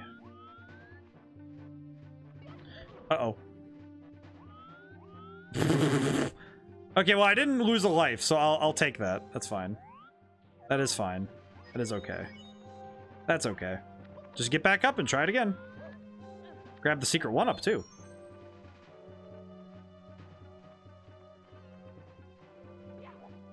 When I was in college, there was a shop that made the best trileche in my trileche, in my opinion, and every day getting 5 pieces. I see. You know what's the thing to me is that is very similar to my obsession with tiramisu, which is I believe a coffee soaked cake. Tiramisu is one of those desserts that in college, it was basically my go-to comfort food. It was every time they had it in the coffee shop that was in my dorm, that was near my dorm, I would get it because it was one of my favorite things ever. And it very quickly became one of my favorite desserts just in general. It is an extremely fun dessert to have. It's extremely good. Gonna make this jump again, even though I shouldn't. Excuse me. Plant.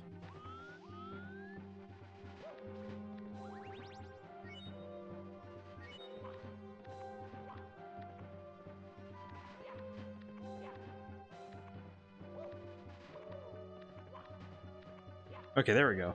Whew. Close one. Oh, Jesus, close. Scorm had if a store has creme brulee. Oh yeah, yeah, but yeah, tiramisu is pretty good. It's definitely because of my experiences with it that it's just like, oh yeah, this is one of my absolute must-haves. Oh, that was scary. Jeez.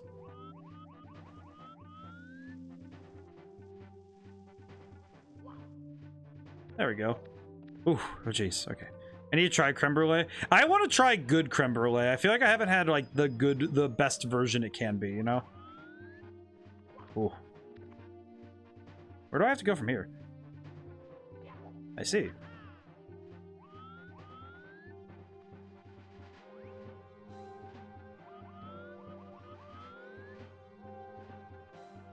This is such a weird thing to see from this angle. Is that it? Oh my goodness. It is it. Oh my goodness. There he is. There it is. The pipe. Especially baklava. Baklava's very good. Very good. Hey Bowser, I'm here. We're talking about food, but we're here. It's the final boss time. You again. Well, that's just fine. I'm looking for something to fire with my fire breath. Star power's used against me. Your friend's all trapped within the walls. You'll never see your presence again. Ah, well, that's where you're wrong, silly.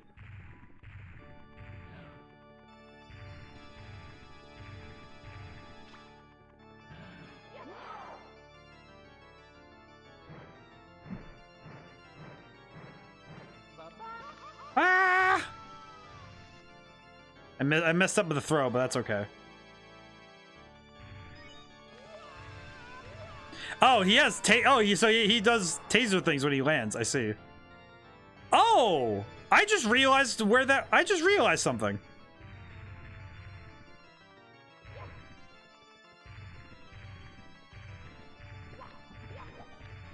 Huh.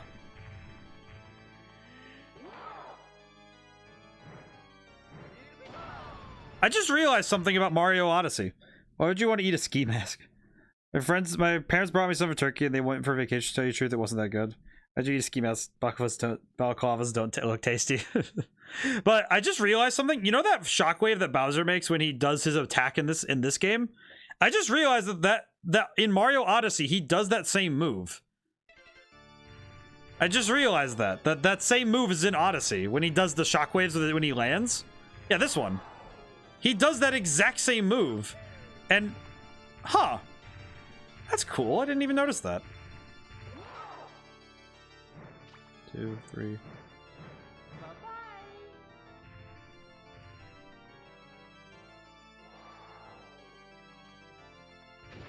Oh. Uh-oh. Ow. Ow. Heck. Oh, whoops. Oh, I should definitely charge more. You already searched and found something entirely else. Accurate. Ugh. Oh, hi.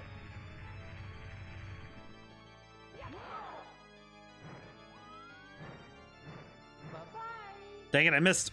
Ah! Oh, and he gets another shockwave.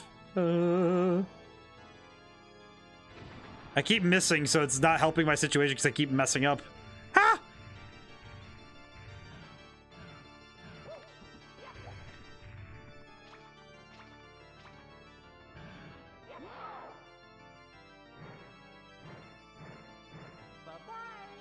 Oh, I got him. Hey. It's going pretty good. Ah! Oh, man, you have to land some long shots now. Oh, jeez.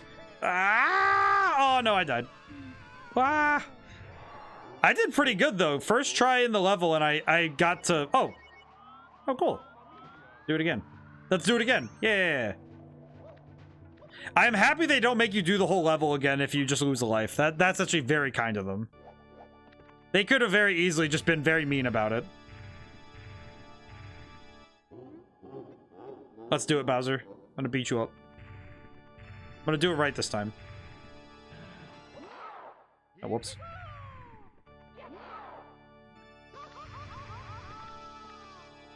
Ow. Well, that was just very reckless of me. I'm gonna go grab those coins.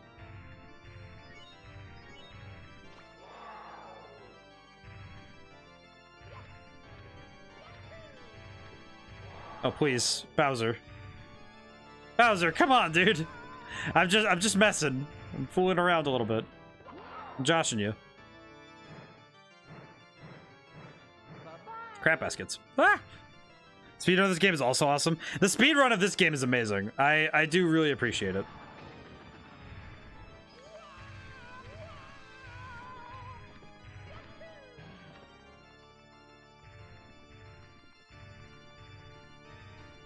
I appreciate this game always keeps Bowser and Mario in focus at the same time.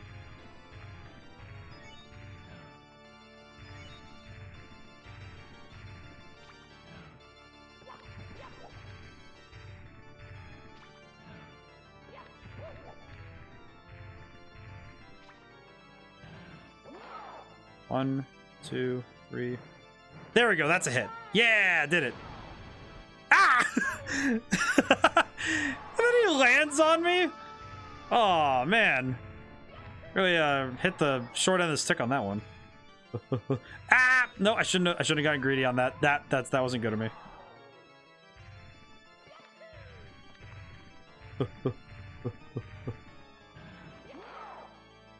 One, two, three. That way? Nope, that's a whiff. Uh-oh.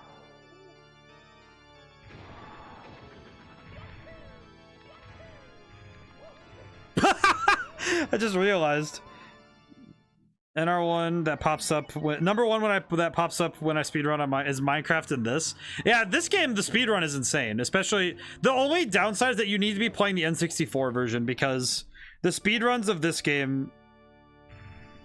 The speedruns for this game are done on the N64 because a lot of the glitches don't work on the later versions of the game.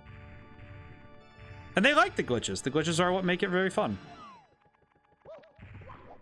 Whee. Whoa. Interesting.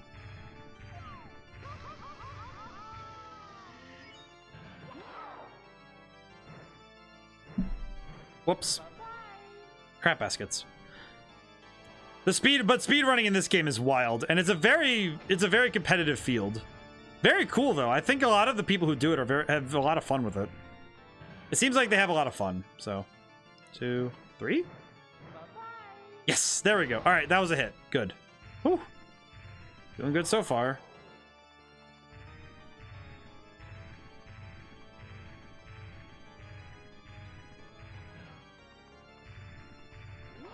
Let's see. So at this range, crap baskets. Whoops. Ah! All right. At this point, it's just me running around to. Owie. Oh, this is the easiest shot of my life. But speedrunning is a component of gaming that I think is a lot of fun. I think it's good that we've evolved this necessity to go fast. Because I think it pushes games to their limit. And it lets you see what someone who's really, really skilled in a game can do. Whoops. I pressed the button too early.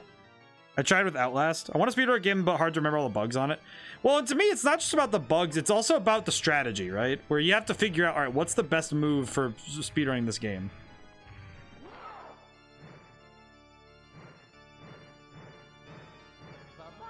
Got him.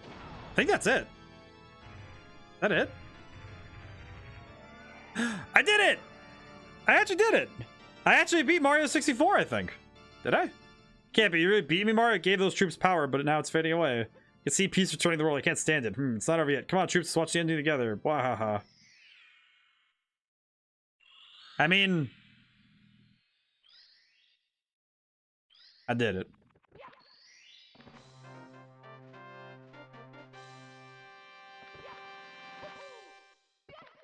I did it!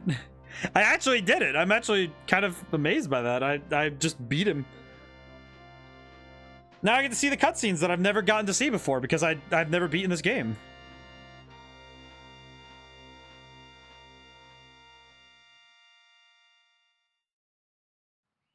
Look at that. I did it. I did it!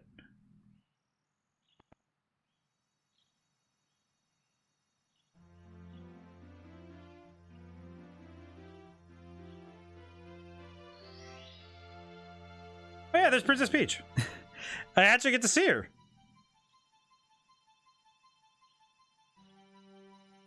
Just floats down all so gently.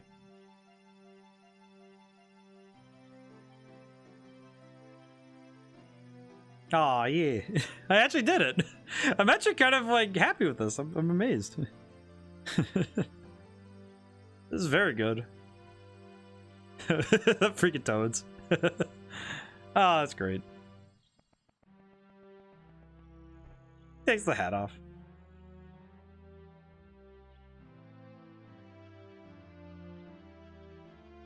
Mario, the power of the stars is restored to the castle. I did it. And it's all thanks to you. Thank you, Mario. We have to do something special for you. Here we go! Listen, everybody. Let's bake a delicious Aw, yeah. for Mario.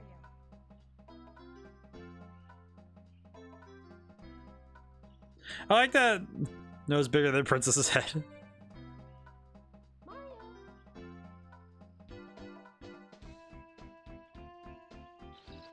I never actually got to see the credits of this game. I'm very happy with that. This is great. Oh yeah. And we can see all the levels. Look at that. Game director Shigeru Miyamoto. Oh yeah, the credits. We did it. We actually did it. Look at that. Assistant directors. It's also really showing how small the games were. System programmers, 2 people. Just think about that. How many people we put on games now, and like how big games are in terms of their programming and the scale. And these games were being made by very small groups. Camera programmer was 1 guy. Oh my god. 3D cameras, and you're one of the ones working on the like Mario face programmer. Giles got it. That's really good. That's really cool. What the heck? I don't remember this Wiggler. Where is he? Where is this guy? What? Mario's in the volcano. But like, think about the size of the game and think about how many people it took. It's 2 people for the course designers. 3 there's 5. Okay, that's pretty cool. But still, that's pretty big. But think about how many more people they would have on Odyssey. Like, compare them, right? Yeah, the camera guy should get a raise. I'm pretty sure he did. He deserves it. My goodness. It's insane. It's just crazy to me to think about how far we've come with games so far, you know? 1 person and to do that amazing job. See, exactly. The fact that games back at this time were being made by such small teams, and they were expected to do some really fantastic work, and they did. Like, look at what they were able to produce. It's crazy to me, you know? Just the sheer scale at which they were able to perform. And these kind of games are the ones that informed what other games would do, you know? There are so many games that were made because of this, you know, that like Banjo-Kazooie, like there are so many 3D platformers, there are so many 3D action games and so many other genres that owe their lives to Mario 64. And I think that it should be noted. Well, now they keep rushing. It's not that all the companies keep rushing games. That's not the case. It's not even a matter of time. It is specifically the fact that it's amazing that I feel like that it's more that people need to understand why it only took so many people to do these. And understand the skills that were necessary in order to do this. And I think that's what's more important. Because people can't wait for a game. No, I think it isn't. Aww. Thank you so much for playing my game. Forward to playing my game. I got to hear it myself. Ah, that's fantastic. I take a picture of that screen of this, by the way, because I love this. But I don't think it's that games are made better or worse. It's just, you know. It's just that we need to play these kind of games so that we understand, yeah, this is how this is why we have the games we have. I can't press anything. What do I do? Is it go back or I'm pressing all the buttons. I'm just stuck here forever. Eternally, I am at the thank you screen. I see. Well, we actually finished the game. Honestly, this is why playing it for myself and actually finishing it myself. This is why this is one of the greats. This game and how and what it did with what it was working with. This is why it's one of the greats. It's a fantastic game even now. This is why people are still speedrunning it, because it is a fun game to play, just genuinely. It is always fun to just run around. It's fun to do these things. It's very good. What is this?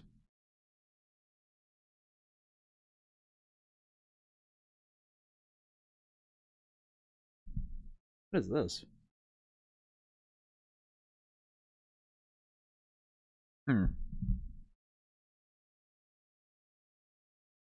Curious. But I think that, you know, all right, I actually can't do anything, so I have to leave the game to back out of it. I have to actually like let's see. How do I there we go. Interesting. But yeah, no, this game is fantastic, and I think for any good game designer, no matter what genre you want to work in, this is one of those games that you have to understand what it's doing and how it's doing it, and understanding why it's so fun is part of being a good designer to me. We did it. I do have to reload the save really quick because I am going to reload the save for a little bit just because I want to see something. I do want to see something really quick because there is something I want to know. It's me, Mario. Hello. I want to go back in for a moment. For a moment, at least.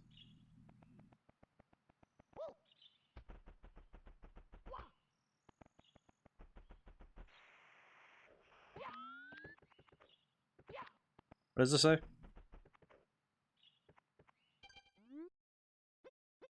It's the water. It's the water tutorial.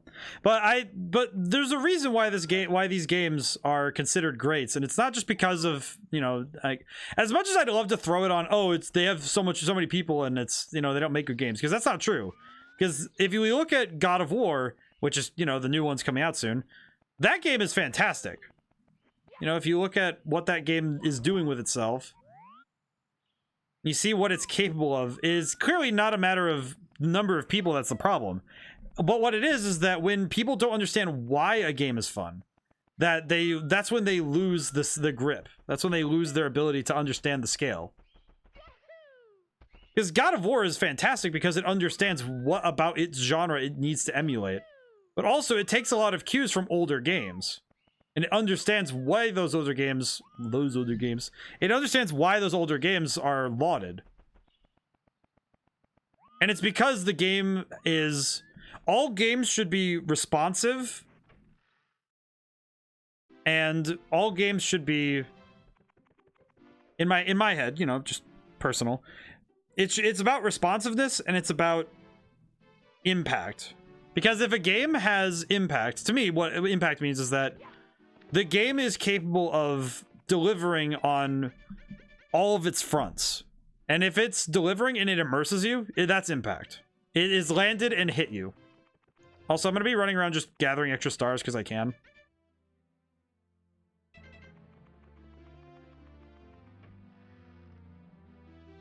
I remember that you could find Yoshi if you get all the stars, but I don't know if I'll do that, but I just figured I'd run around, do some levels before stream ends because I don't really know what else to play right now. If I'm going to play something else for 20 minutes. So we'll just stay here. Yeah, it works for me. And besides that, it's fun. But this game is exceptionally responsive and it's still fun, you know, 20 plus years after the fact, you know? It doesn't feel like it's aged a day. I think that the games that they aren't the best games in the world. Marvel Snap, it's also on Steam. It's on Steam. That's impressive, actually. But I think that the best games are the ones that don't feel like they aged a day when you go to play them. You know, they're the ones that you go back and play and it's like, oh yeah, this still feels as fun as it did when I first played it. Because I think the games that aged poorly are the ones that the controls are antiquated. You know, there are things about them that frustrate because you're stuck with them. And there's something that is in the way. But yeah, Marvel Snap is good.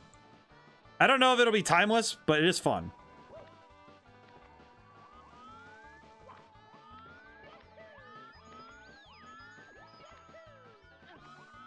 It's very good. You're just starting a new Minecraft server with the boys.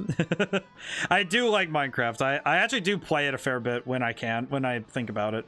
Recently, I've been playing a lot of Slay the Spire, though. That has been the game that's been up in my mind very often.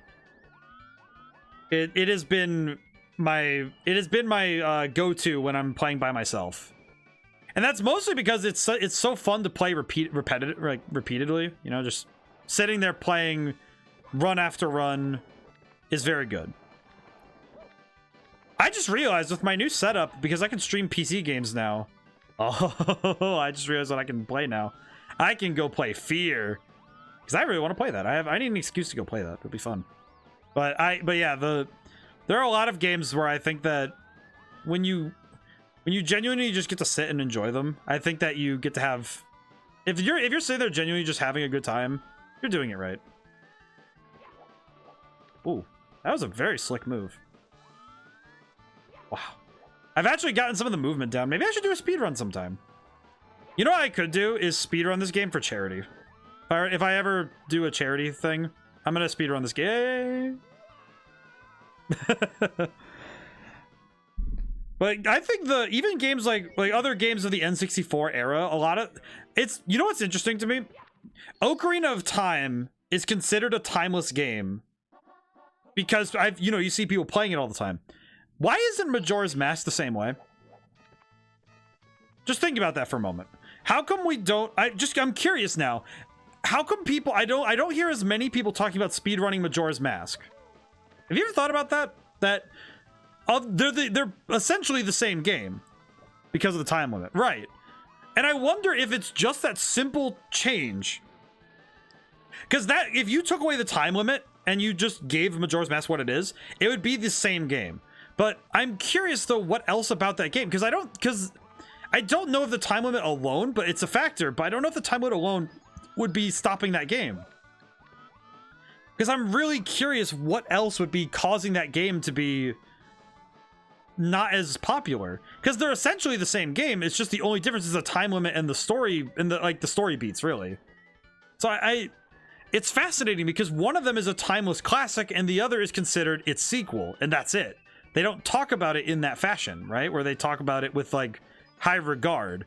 People really love that game. I love Majora's Mask personally, but I have never heard that a game like there's a number of games I think nothing about it. There's a number of games like that where they have a following and they have this huge following. You know, it like Ocarina of Time is huge.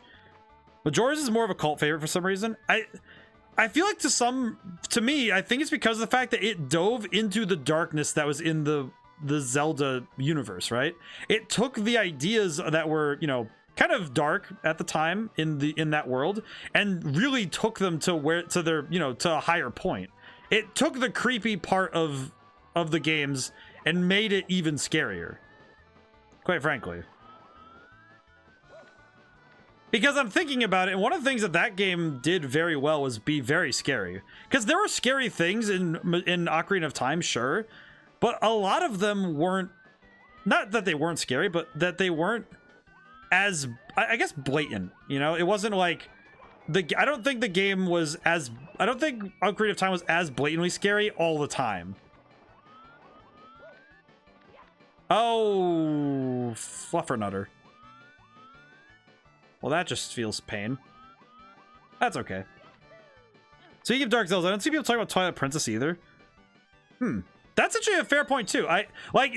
Twilight Princess again is a cult following and has a lot of really good things about it, but yeah, it doesn't have that timeless quality. It had some of the life scares aspects, death, etc. Yeah, true.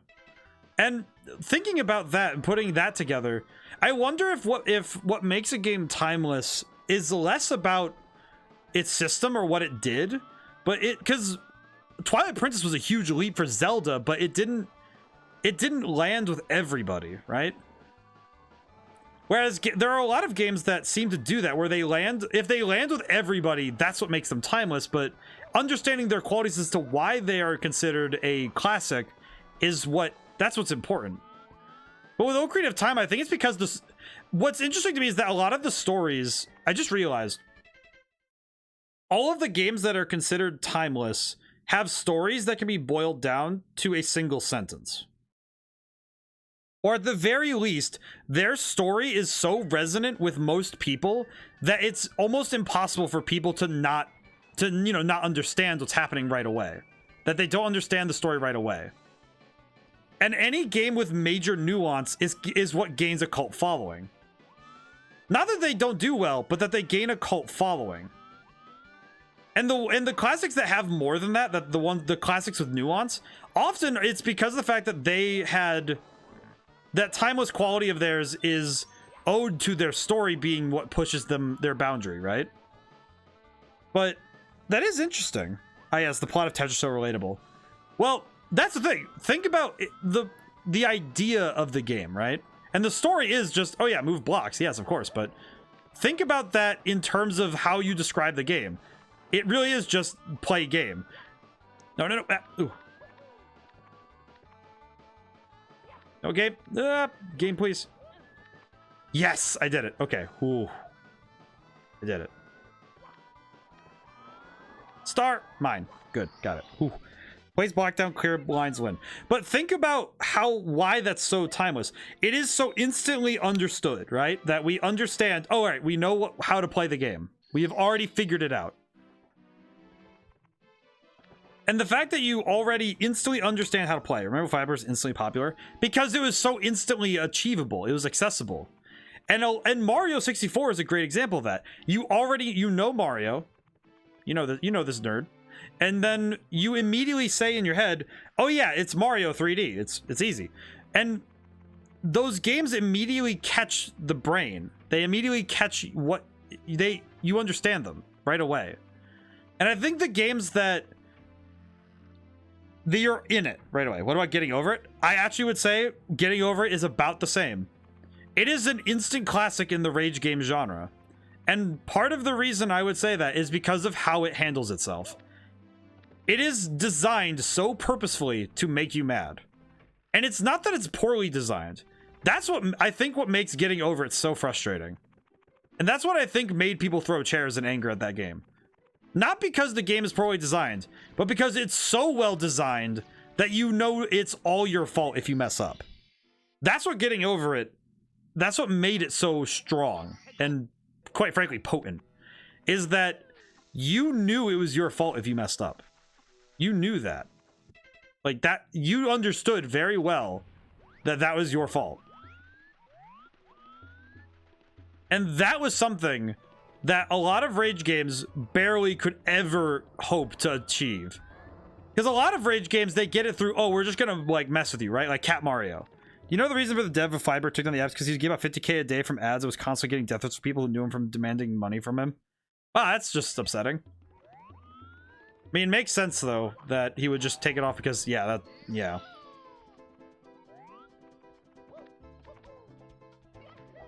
What I don't understand about that is that's like, if you find out that somebody's rich, why would you think that you'd get money from them by giving them death threats? Like, do you really think that's gonna get you the money faster? That just seems very inefficient to me.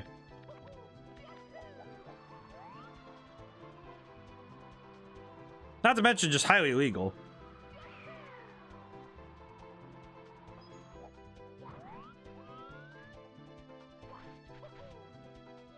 Ah. Alright, I need to get back up there. But yeah, that makes sense though, that he would... I would definitely be in the same boat if I was getting death threats and they were just like, hey, give me money. Thankfully, none of my family would do that, and if they did, I mean, you know, can't imagine getting 50k a day. I can barely perceive getting 100 a day, I'll be honest with you. Like, the idea of it is wild. You know what I mean? Like, well, actually, no, I've gotten money. I had a good job my last job was pretty good. No, I get it. It's just more like, the idea of getting such insane amounts of money is wild. 2 days and that's more than my life savings. Yeah, seriously. Ah! Oh, I messed up.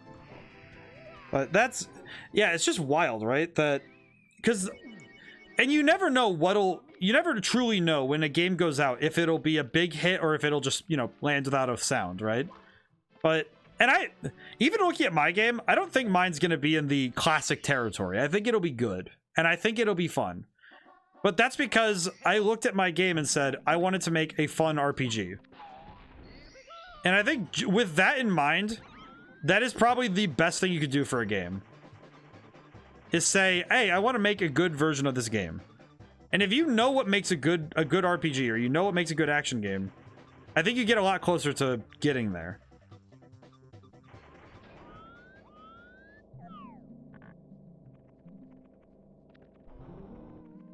I'm just gonna go looking around because I'm curious. But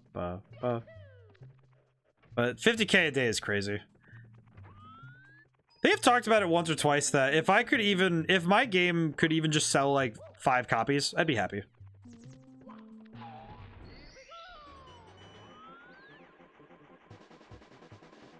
mean, that's how I feel about all my books too. What the heck? Where is this? Where am I?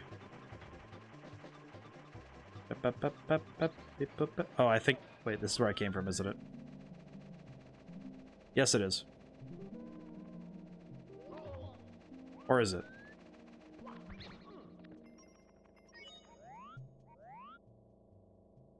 Yeah, it is. Okay, no, never mind. Well, I gotta heck and go. Good luck with the stream, ODaM. Oh, thanks, Claudia. Thanks for coming by. I really appreciated it.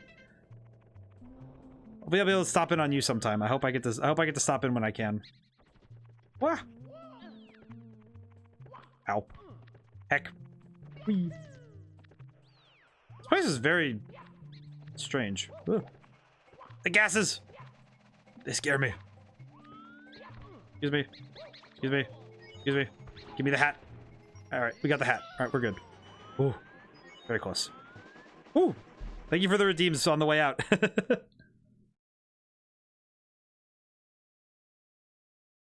I need to stretch. Yeah. Whew. Feel good.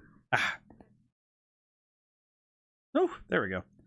I had to really stretch the neck out there. Do.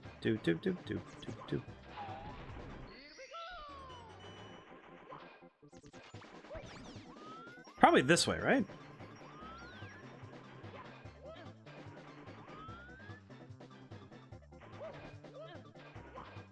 Oh, nope, this is not the way. It appears that I have not found the way. This is unfortunate. That's okay. Wow. Jeez. Feels good that I'm stretching my neck and shoulders so often, though, with you guys, with the redeems now.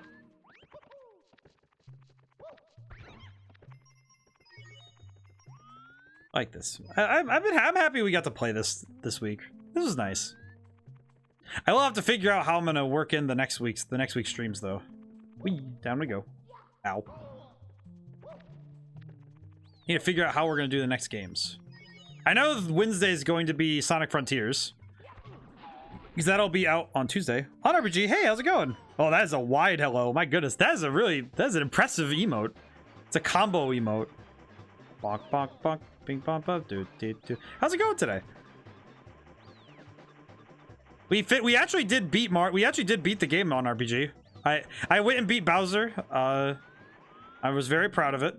I decided to come back in to play a little bit. By the way, I'm glad you find the stretch I taught you useful. It has been very good for my neck. It's been very helpful.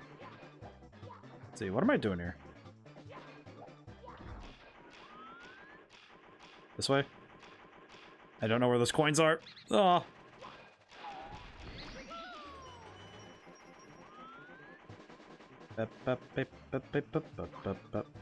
Fight hard for the hard stars began. Yeah, 71.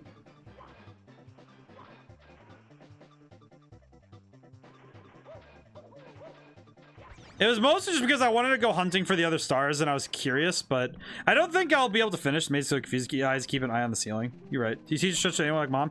I have not taught her yet. I might do that soon because I probably should because she'd probably like that. Whee.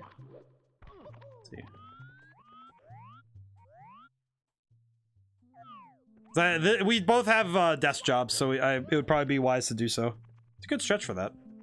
Let's see. I don't know where to go for this one. I think I'm gonna go to another level for now, though, just because this is tough. I'm probably just gonna mess around a little bit because we only have a couple minutes for normal streaming time because we did finish the game.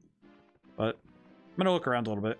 To me, seeing the credits is enough for this game, just because, you know, I think it was fair. It's fair to say that, yeah, this is a good place to end with this game. I am definitely going to need to do all of the N64 classics at some point or another, because I think that would be a lot of fun.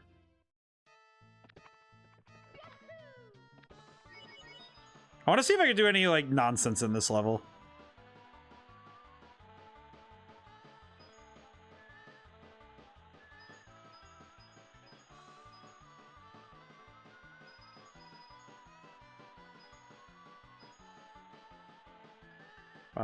I really couldn't. Wow. I didn't really see any moments where I could, like, skip things. Wow.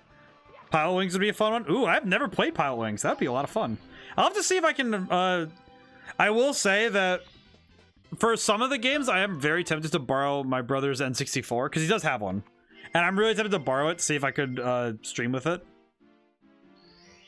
But I'll have to see, because Pile Wings would be a lot of fun, though.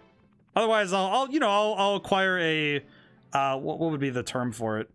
An especially emulating copy. DK64? Oh, I have never gotten to finish DK64. Actually, that would be a lot of fun. You kidding me? That'd be great. I never actually got to finish that one. It's surprising to me that I've spent far more time playing the multiplayer of DK64 than I have ever in doing anything else in that with that particular game.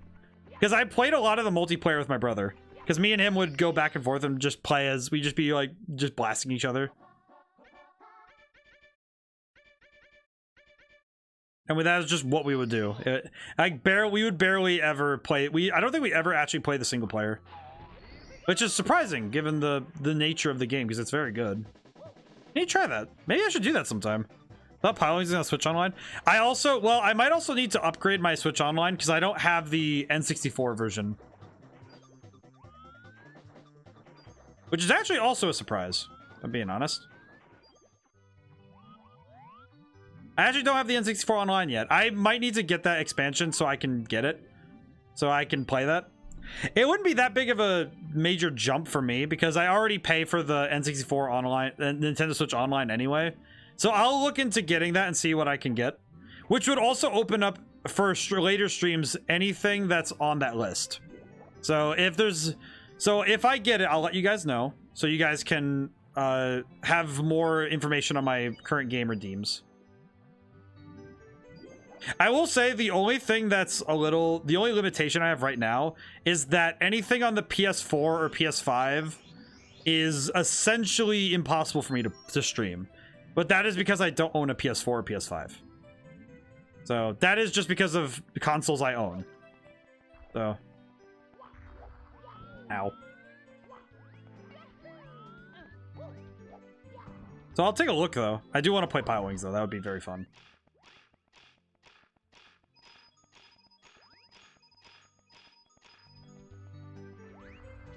Ow. Another one I should play, because I have this collection, is I should play Mario Galaxy, because I never actually got to finish it myself.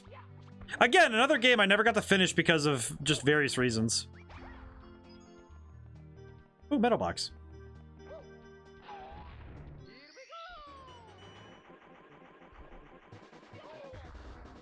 I well,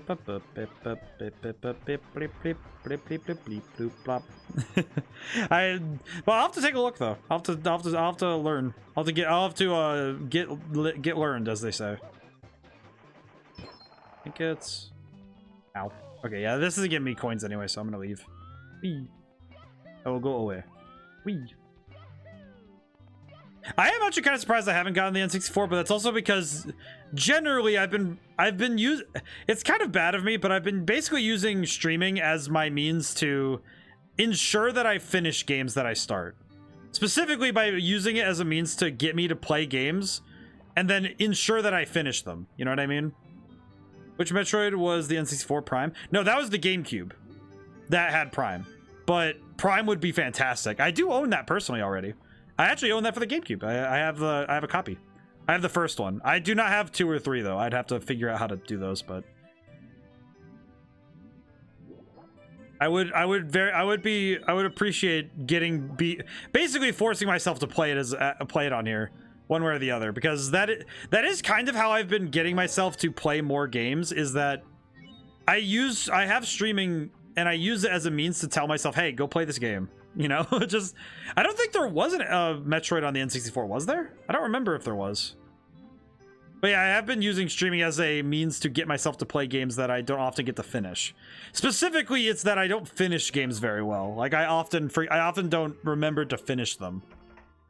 Which is a bit of a hindrance to my ability to play games. Because sometimes, you know, life happens and I end up not being able to finish multiplayer game, like single player games rather.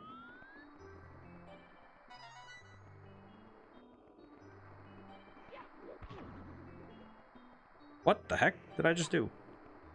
That was wild. Huh.